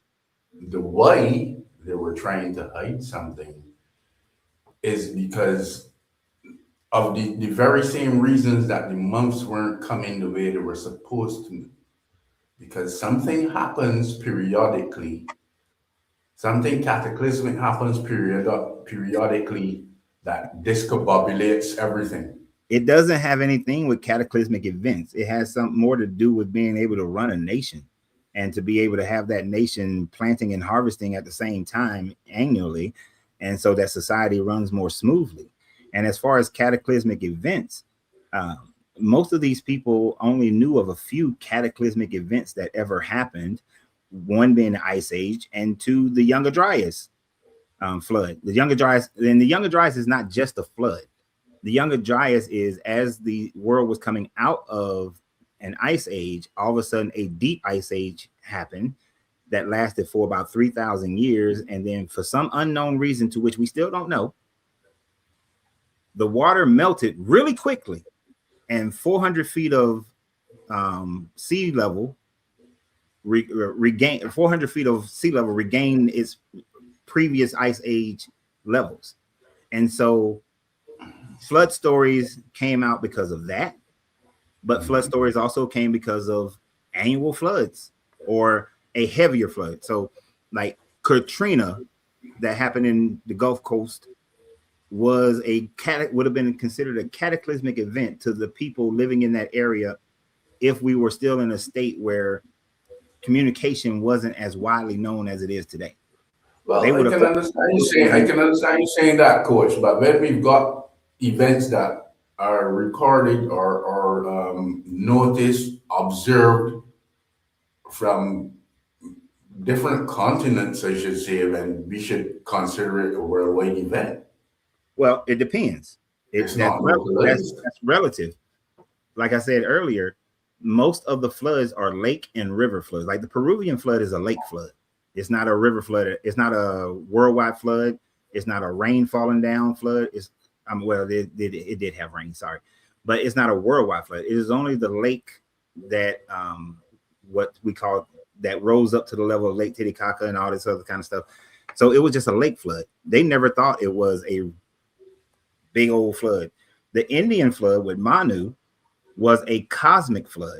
They believe that the world revitalizes itself cyclically every like 15,000 years or something like that. Yeah, but so this is the entire reason that the Maya had a calendar which was cyclical, counting the yugas and so on. You know that very well, Coach. Come on. And they did, but that does not prove a worldwide flood. And then your guy who writes this page, archaics.com, Jason Bashir. Yeah. I mean, he claims to be a researcher and he's written a bunch of books that are on Amazon. He is. But he does not, but I don't see where he is validated in any form of fashion. I mean, he's a guy who's selling books. No, he's been published way before he was on Amazon. He's been published before 2012. He was actually published disputing the fact that 2012 was a reset count. I mean, even before. I mean, he's published by Booktree out of San Diego. Yeah, yes. There are literally thousands of publishing companies around the world. And yes, he was publishing before 2012. But hell, if you go back Yeah, but enough time, if you go we're back not, to, hold we're on, not here. if I'm you not go here back to, disputing the. let me finish. Let me finish. Yeah, sorry. Go ahead. If you were to go back to my videos prior to 2012, and definitely in the leading up to 2012, I was telling people that this is not the end of the world. This is just a reset of the Mayan calendar that just restarts at the first Bantum, and it's just the coming of a new age. And that type of mentality is widely thought of by multiple cultures around the world. The Egyptians had it, had a similar system. The Indians, the people in India had a similar system. Different other Native American cultures had a similar system. Well, to be honest, this is not his. This is not what his angle is. His angle is completely different. His angle is that the Mayan count was wrong. 2012 was not the deadline, and it is at a future date. Well, he's wrong about that one because the Mayan. He's also disputed. So every time I talk, you gonna interrupt me? Sorry, go ahead. But the Mayan calendar, I don't dispute that the Mayan calendar wasn't the end of the world. It was just a reset of the next Bantum. So the first Bantum started over again, which is a different age. And that's all it was. And that's all it, and most agree with that. And there were a lot of people agreeing with that at that time frame, that it wasn't the end of the world. I can agree with that. The problem is that the Bactune count and the Nur count are wrong. This is the entire crux of his entire work. The Nur counts from Egypt and Sumeria are wrong, and the Bactunes reconciliations are wrong. Okay, so the Bantuns and all those things, I wouldn't say they were wrong. They were just what those people thought.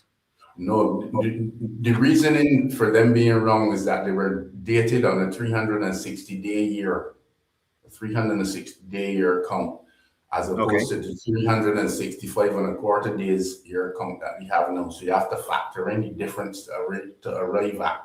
Okay, so what's the point? Authentic date. So what's the authentic date of the end of the last Bantum of the Mayan calendar? I really don't want to say, because this is not his channel, and I don't promote. In that circle, we don't promote this outwards out of it, because it's a lot for people to take in. So I really don't promote it. I mean, if you press me, I will tell you the date. What's the date? What's the date? May 2040. May 2040. So that's supposed to be the end of the Mayan Bantum the Mayan calendar. The end of that, of the, what is the 12th or 13th Bantum? That's supposed to be the end of that Bantum. All right. I guarantee in 2040 ain't shit gonna happen. You can't guarantee that. I can guarantee it, because not one doomsday prediction from any culture has ever happened. Well, it depends on what you describe as doomsday prediction. What's your Mayan calendar ending is a doomsday prediction? It's not a doomsday prediction. It's a reset. It's just a reset. Of the yugas. And remember, when he's speaking of resets and the yugas and so on, remember, an age takes 26,500 years. So if you could reconcile this with a clock. That's not the end of an age. That's the end of the what is it called? When a wobble of the earth. That's the end of a precessional age. No, the precessional ages are every like 2100 and some odd years. Is that you go through the end of an age when the sun begins to enter into a new zodiac and leaves the old. I stand to be corrected on. Yeah, that's the end of an age. The great year. Thank you. What I'm saying is that the great year. The great year is the 26,000 year wobble of the earth, which, in all honesty, all that astro theology don't mean a damn thing. It's just what people created to try to understand the movement of the stars and the planets. if they understood that the earth was on an axis and that it does this wobble, and that's just a natural thing that just happens, then all this mysticism around it would not have been created. Well, the thing is, I can understand that dynamic. I can understand that particular model. I do. And I can show you calculations and everything for it. But I also subscribe to flat plane. I don't say flat earth because The earth is not a flat plane. Pardon? I'm not even gonna get into the whole flat earth thing because exactly. So let's not go there. Let's not go there. Let's just adjust your the exactly is that it's a ridiculous argument. That's why I don't get involved in it. I don't get involved in it because it's any validity towards it. It's just a ridiculous argument. You know. Well, see, you're going there. I'm not willing to defend this right now. I got my style, you got your style, but we could both meet on common ground with academics, can't we? It depends on who these academics are coming from. But this Jason Basir dude, I'm not supporting his academics based on what you've told me. Mm-hmm. I mean, I don't know the guy. I've never heard of this guy. I don't know the guy, so I can't state a lot about it. Which is why I don't want to go too deep with him, because if you're quite welcome to look him up on your own, delve into his stuff, give it a scrutinizing eye. That's all well and fine. You know what I mean? But I'm not here to do that. I mean, from what I can just see of him right off the bat, he's just a guy trying to sell some books. And this is a great topic to sell books on. Now, for his book selling, I give him all the credit in the world. It's a great way to sell books. Really and truly, we could say that about a lot of other people, couldn't we? Yeah. If I wrote a book about giants, it would probably be a good seller. Because people are interested. If you present compelling information, yes, but if you present garbage, it won't be a good seller. But see, now think about what you just said. Compelling information. For me, compelling information is supported by scientific facts that we can measure, observe, and repeat. But what most people want for compelling information is just something that already fits the narrative that they already believe.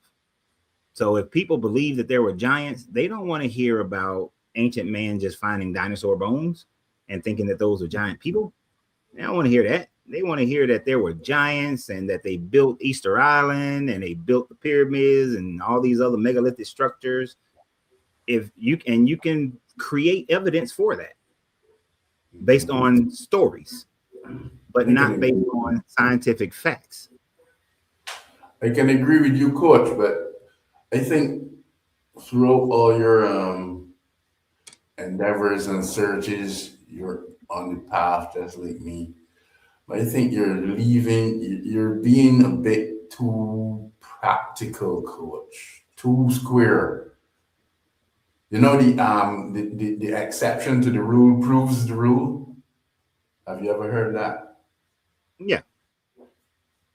And and if there is a strong enough exception to the rule, then that would be fine. And there is evidence, and there is an exception to the rule that I accept. I accept the exception to the rule that life on Earth happened and that the overwhelming majority of the universe does not have life in it. And so we are the exception to the rule of universal life, as we know what life is. So but we can observe that exception. We can see it. We can measure it. We know that life exists on this planet. So then it is the exception to the rule. But there is nothing that we can observe, measure, and repeat that demonstrates the exception to the rule of giants. Okay, fine. Granted, I understand your argument. However, let me say this. You accept that life on Earth happened, and I accept that as well. However, let me go further and say that I believe is by intelligent design, which brings another realm into consciousness. Yeah, I don't accept intelligent design because when I look at the universe, I don't see intelligent design. I see cause and effect out of a bunch of what we would call chaos, because the universe is completely chaotic. To be honest, I don't see it. I actually see the universe as quite uniform. I see all the patterns that around me. I actually think it's quite straightforward. To be honest, I don't know if I'm like Neo and I've seen through the Matrix, but I think I kind of recognize the world in patterns. I can be honest with you. Just listen to this story for 2 minutes. All right. A while ago, of years ago, I really wanted to understand life. I mean, completely differently from the entirety of society, from the sheeple, if you would say. Mm-hmm. And I decided to stop watching television, listening to the radio, all that completely. I mean, I didn't even read books for about a year or two. And I just observed people for myself and their patterns, observed the natural world for myself. And somehow intrinsically, a pattern formed to me, began to understand people, natural phenomena, and so on. And I really don't know how to explain it, but I think it brought me to a higher level of comprehension than I had before reading books and so on. I've actually come to this stage Give us now an where, example. Give us an example of this natural pattern of the human behavior. okay, let's say this. If I could borrow from the zodiac just for a moment, not as From the a what? tell-all or so, but just borrow from the zodiac. Okay. And I'm a Rasta man. I don't really use the zodiac. I transfer the zodiac into the 12 tribes of Israel, as in each month is a tribe depending on when the moon rises and sets. So Mm-hmm. each month is a tribe, and they've all got attributes just the same as the signs in the horoscope has got attributes. And these things I had studied before, but then again began to observe people. April is Reuben. Reuben is the firstborn of the tribe of Israel, which means he's the first and the leader. Reuben's attributes are, well, first his body part is the eyes, which means he sees everything. If you know anybody in April, they always know everything. They got gossip, they know shit on people, that kind of way. And I actually transport, I was watching people in real life, and they actually adhere to all of the attributes of the tribes. For the most part, I should say like 90 to 95%. So I began to recognize those patterns. In this time now, it's quite possible that I could observe you without even interacting with you and figure out what month you were born in, what kind of energies you move in with, you carrying. I mean, Okay. it was kind of transcendent, to be honest. So what month was I born in? I don't know. You've been watching me for a while. You may already know.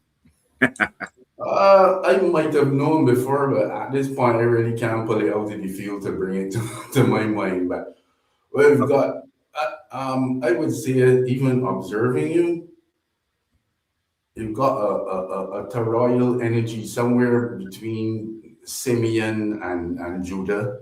Simeon is May, Levi is June, August Issachar, September Zebulun.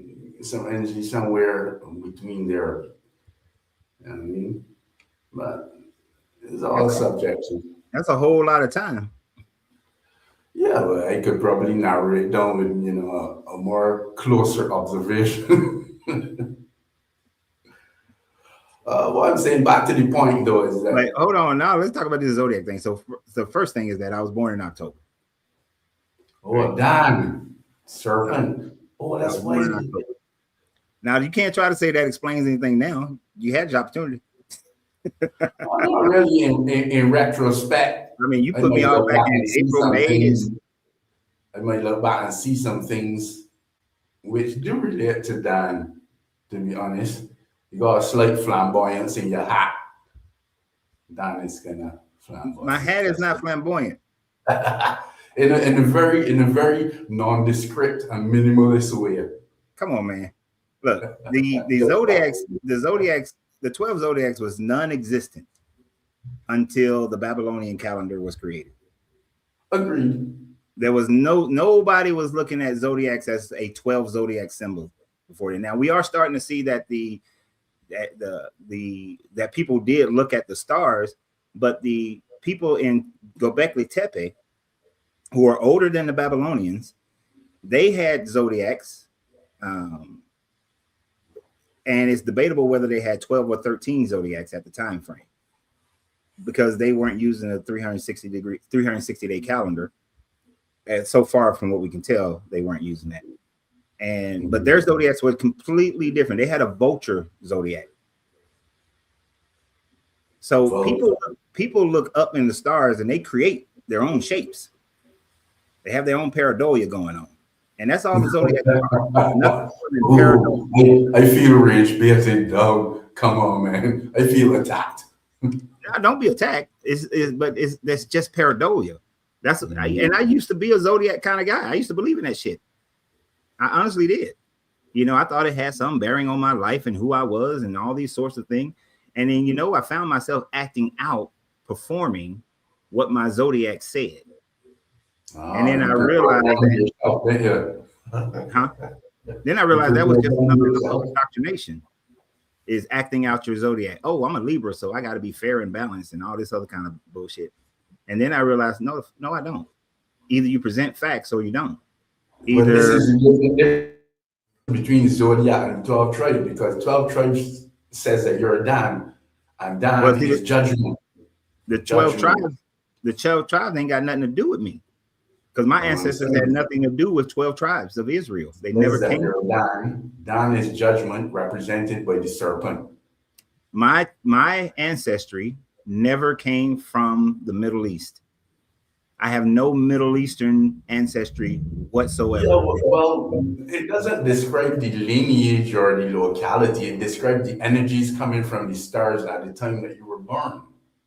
Well, if that's the case, I can go with the Chinese zodiac, because the Chinese zodiac describes me the same way. I forgot what it was. You born in the year of the serpent.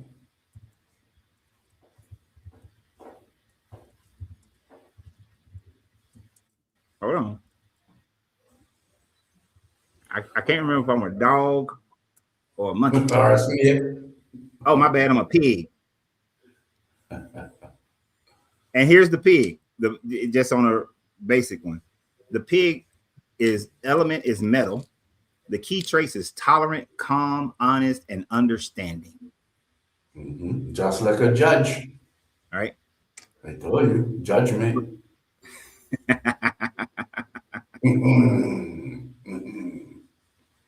But tolerant, you don't.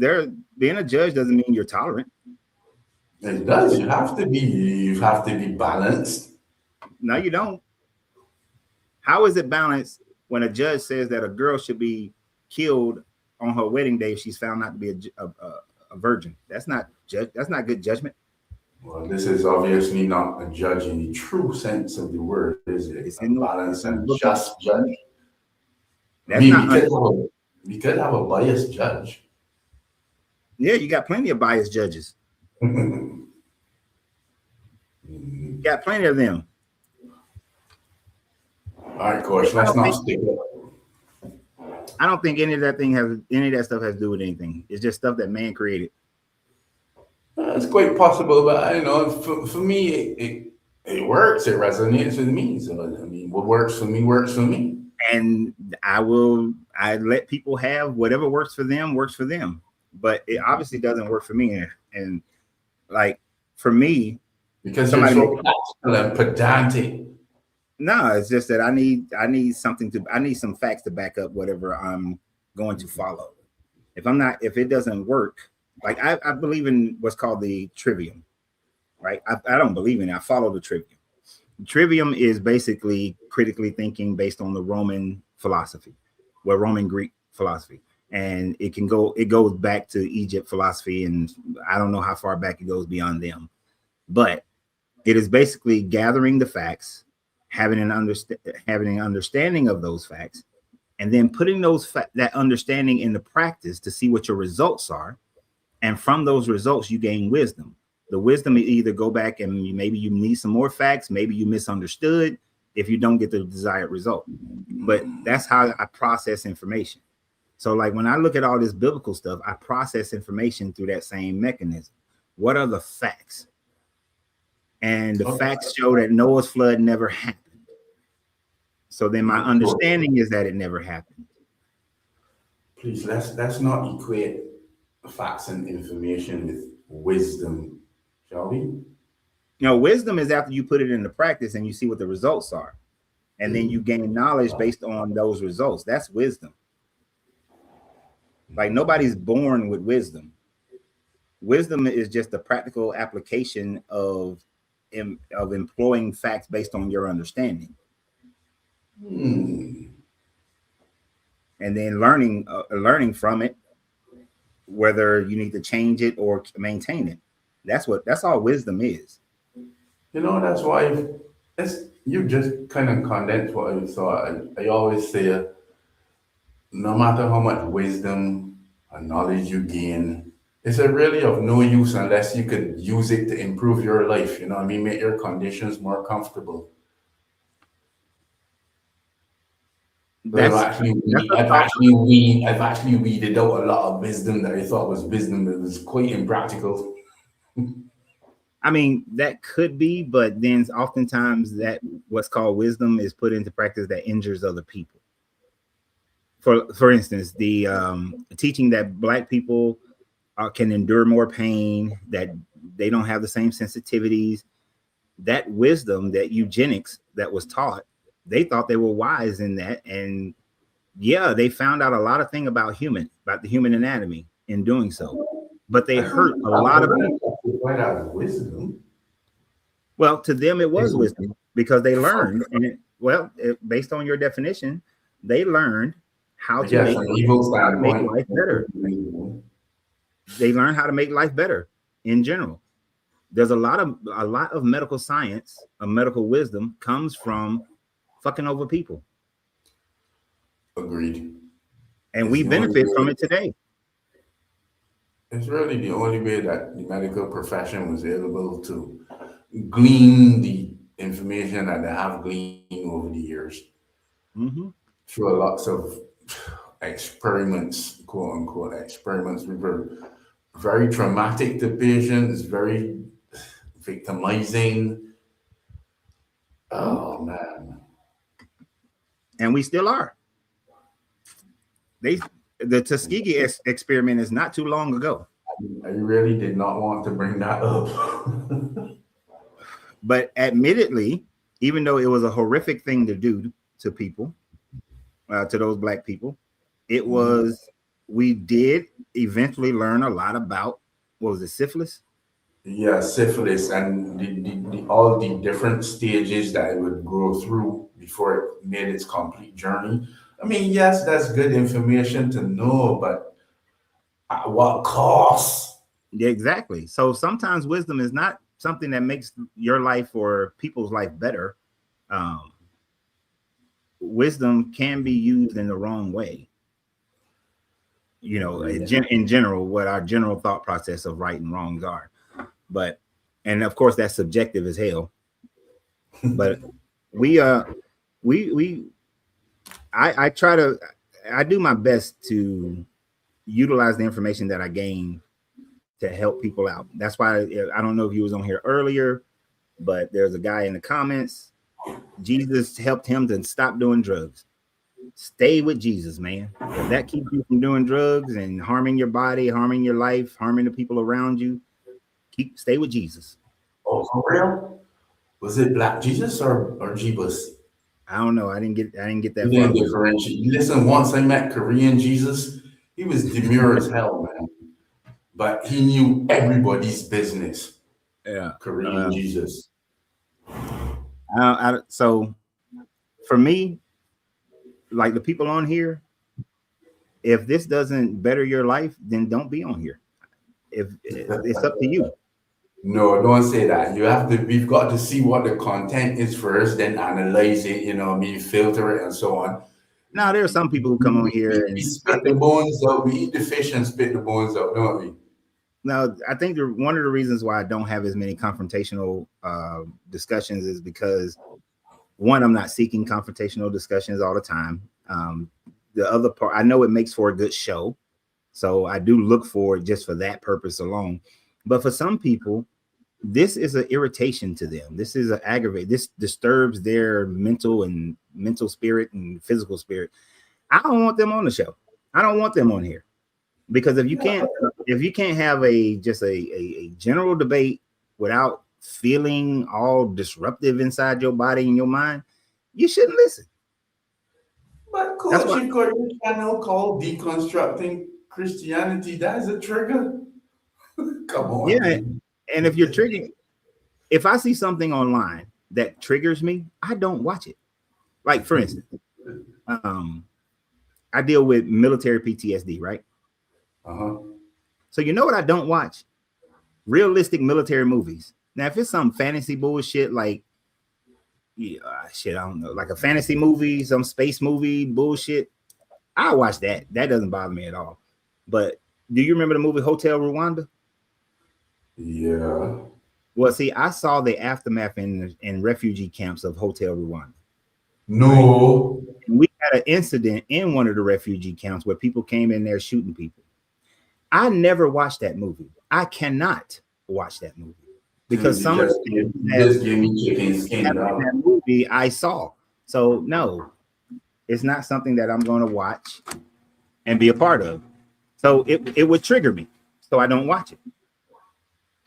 So if something that I'm saying triggers someone, they probably shouldn't follow this page or watch none of the shit that I talk about. Especially if it's the headline.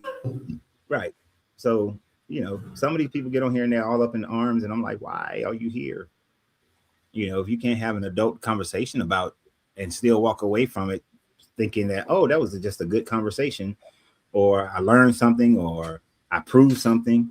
Yeah, but you do go for the jugular, coach. Come on, man. No, I go for misinformation and dogma. If all, like, your guy that you propped it up, that's just dogma.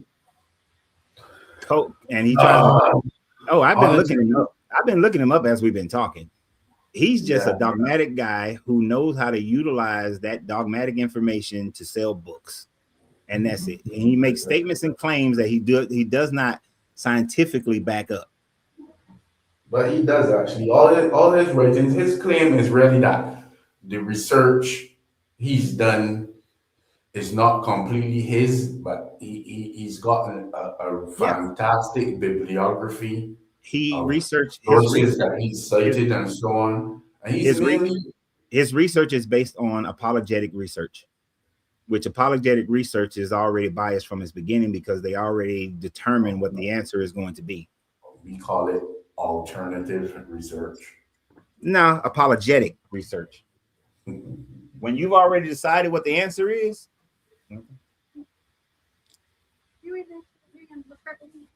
if you already decide what the answer is, then you're not doing true research.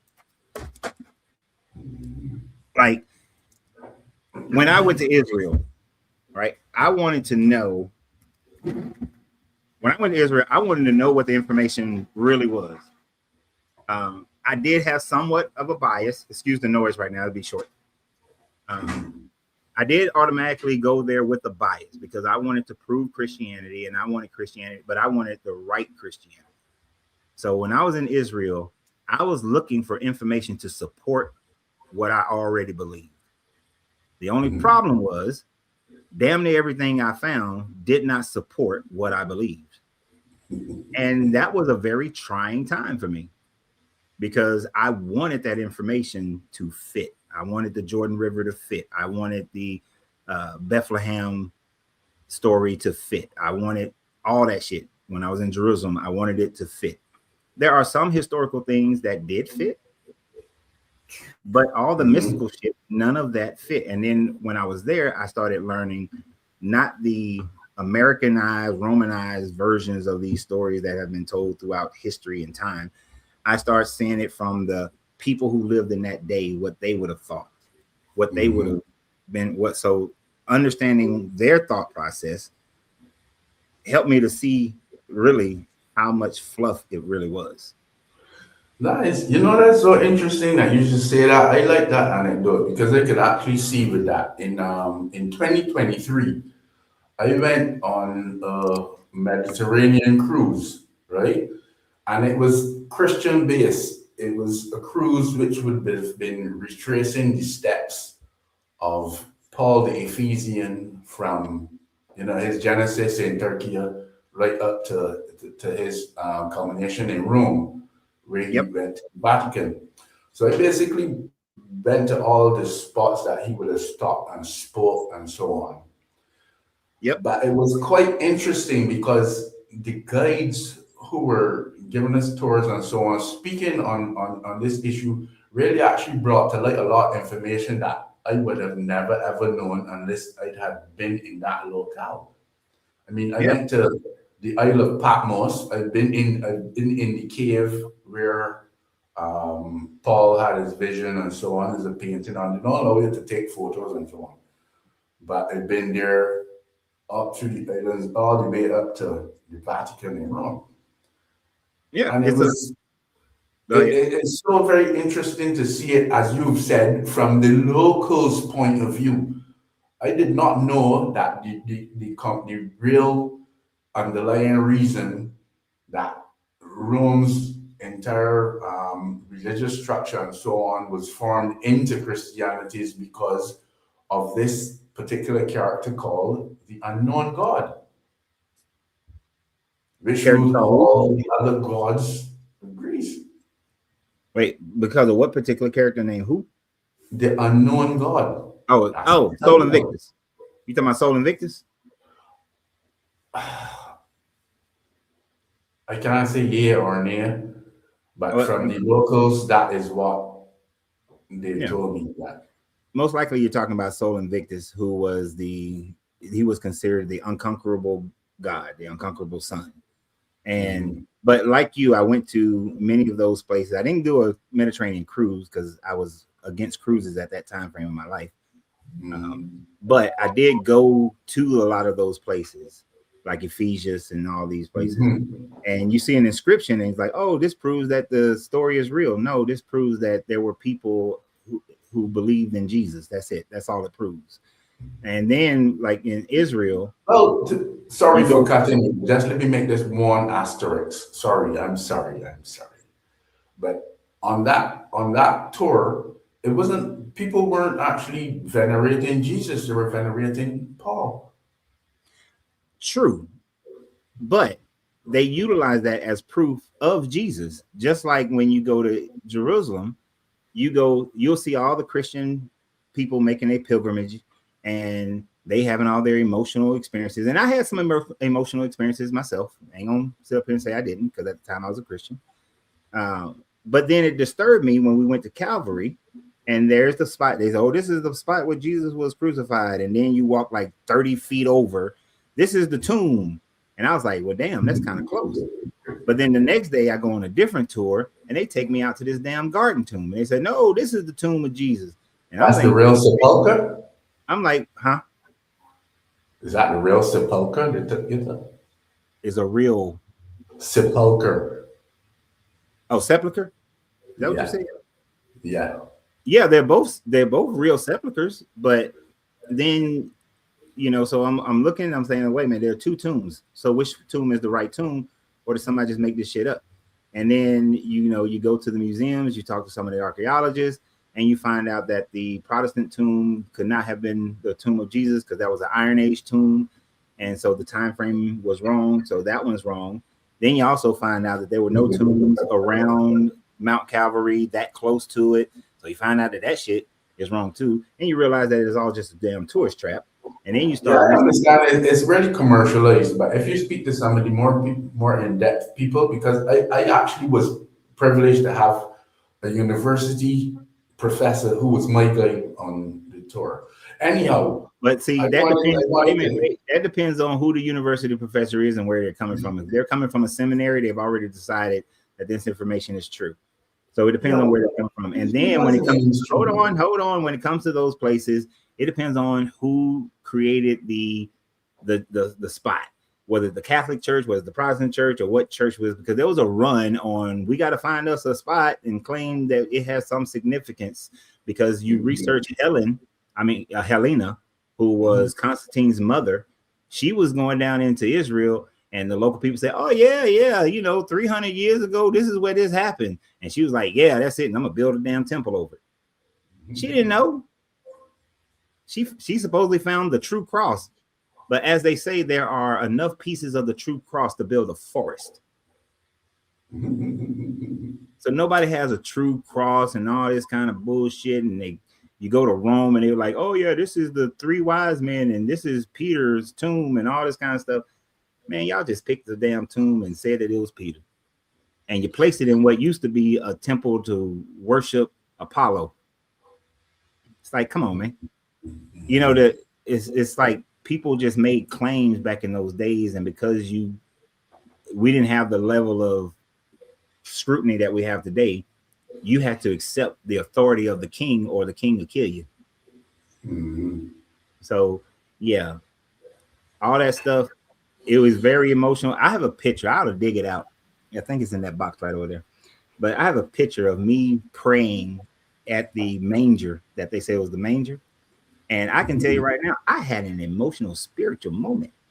And when but I realized later on it was just emotions. And when I was at what's that wall? The wall, the oldest, the still on wall.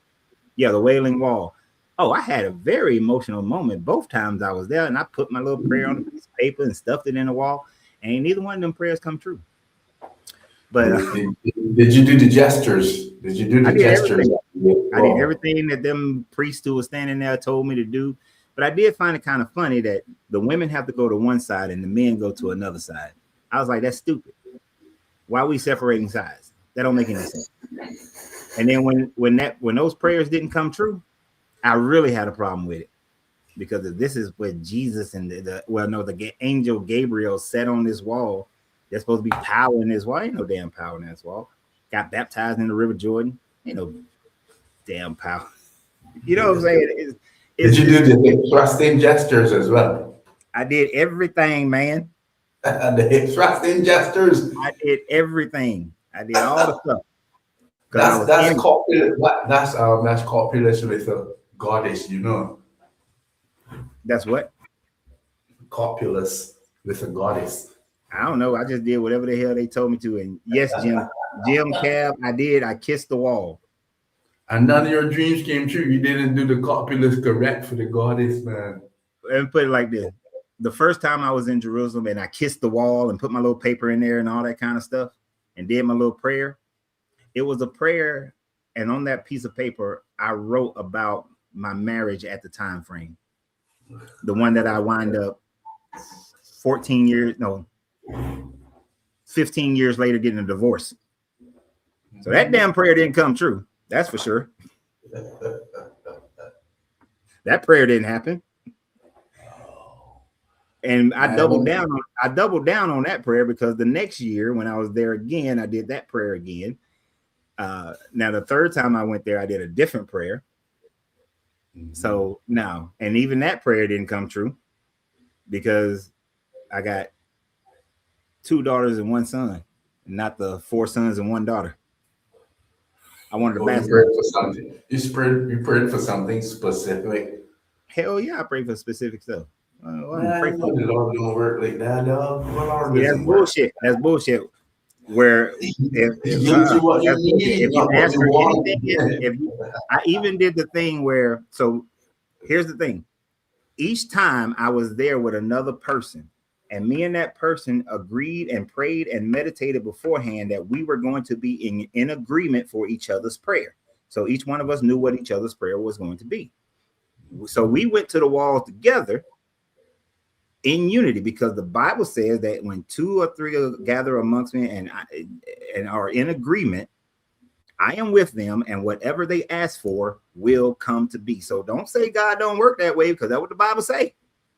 So the first time I went there with this guy named Tony, that's what we did. The second year, I was with Tony again, and we did it. The third year that I went there, I was with this guy named Kayetta, and we did the whole deal.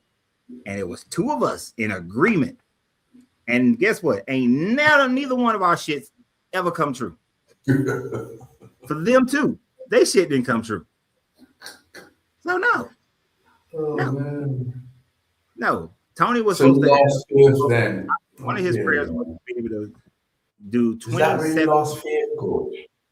Huh? Is that where you lost faith? Oh, hell no. I didn't lose faith till some years later. It was years later that I said, you know what, this is a bunch of bullshit. But like Tony's prayer, one of his prayers, the first time we went, that he does 27 years in the Marine Corps, gets his full retirement, gets his full VA, and that motherfucker got kicked out of the Marine Corps about 7 years later. So no, that shit don't happen. It's all a bunch of it's magic tricks, man. It's magic tricks and tourist traps. That's all it is. Magic tricks, tourist traps, based on certain historical things, but all the magic is just magic. Mm-hmm. Well, I did want to address something you oh, wait a minute. Before you go there, Jim said, did I do the thing in Mecca? Yeah, I cheated my way into Mecca. I sort of cheated. I kind of was studying Islam at the time that I went to Mecca.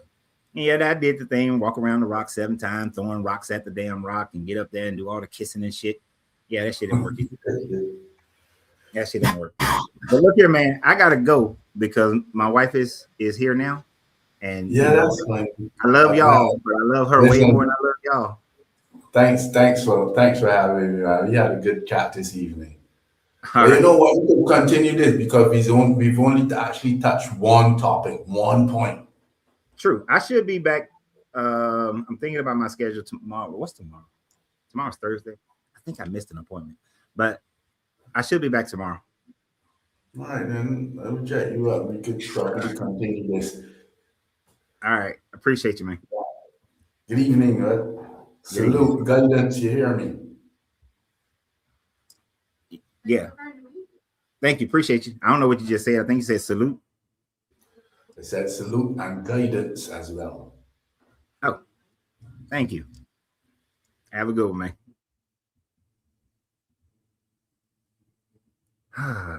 You're right, Jim. I'm going to enjoy my family. And Jim, I think you said something earlier that I just want to touch on before I get off here. And I think I sort of touched on it a little bit. I don't go to discredit the Bible with already the mentality of discrediting the Bible, discrediting it. Well, let me rephrase. I didn't come to the Bible to discredit it. Over the years, I've just found so many discrediting things that has become the focal point of this channel that is called Deconstructing Christianity. The hardest thing for people to understand who haven't been with me through this entire journey is that you don't know the history. You don't know how much I wanted this Bible to be true. And so all you see now is me showing how the Bible is untrue. Now, if you do listen, you'll hear me talk about, well, this part, Hezekiah probably most likely existed. Josiah most likely existed. Being in captivity by the Assyrians and then the Babylonians and then the other nations existed. These cities existed, fine. That don't make the Bible real. That don't mean that 80,000 troops, Assyrian troops, were killed by an angel, especially when Sennacherib said that he pulled those troops because Hezekiah paid him the bribe or the tribute, not the bribe, but the tribute. And so then he took those 180,000 troops and then further conquested down through the Levant into northern Egypt. So we have proof that the Assyrians conquered all the way down there. So which story is most likely? That Hezekiah lost those 180,000 troops to an angel, or that those 180,000 troops were reassigned and he conquested all the way down through northern Egypt? We got proof for one, no proof for another.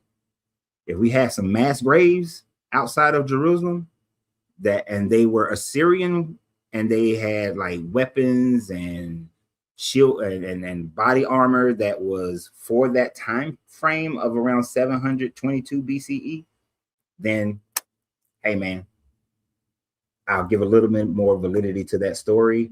Still ain't going with the angel thing because we got to do some tests to see if they caught some kind of plague or something like that. But we have to get all the evidence. You see what I'm saying? But there's more proof that what Sennacherib said was true.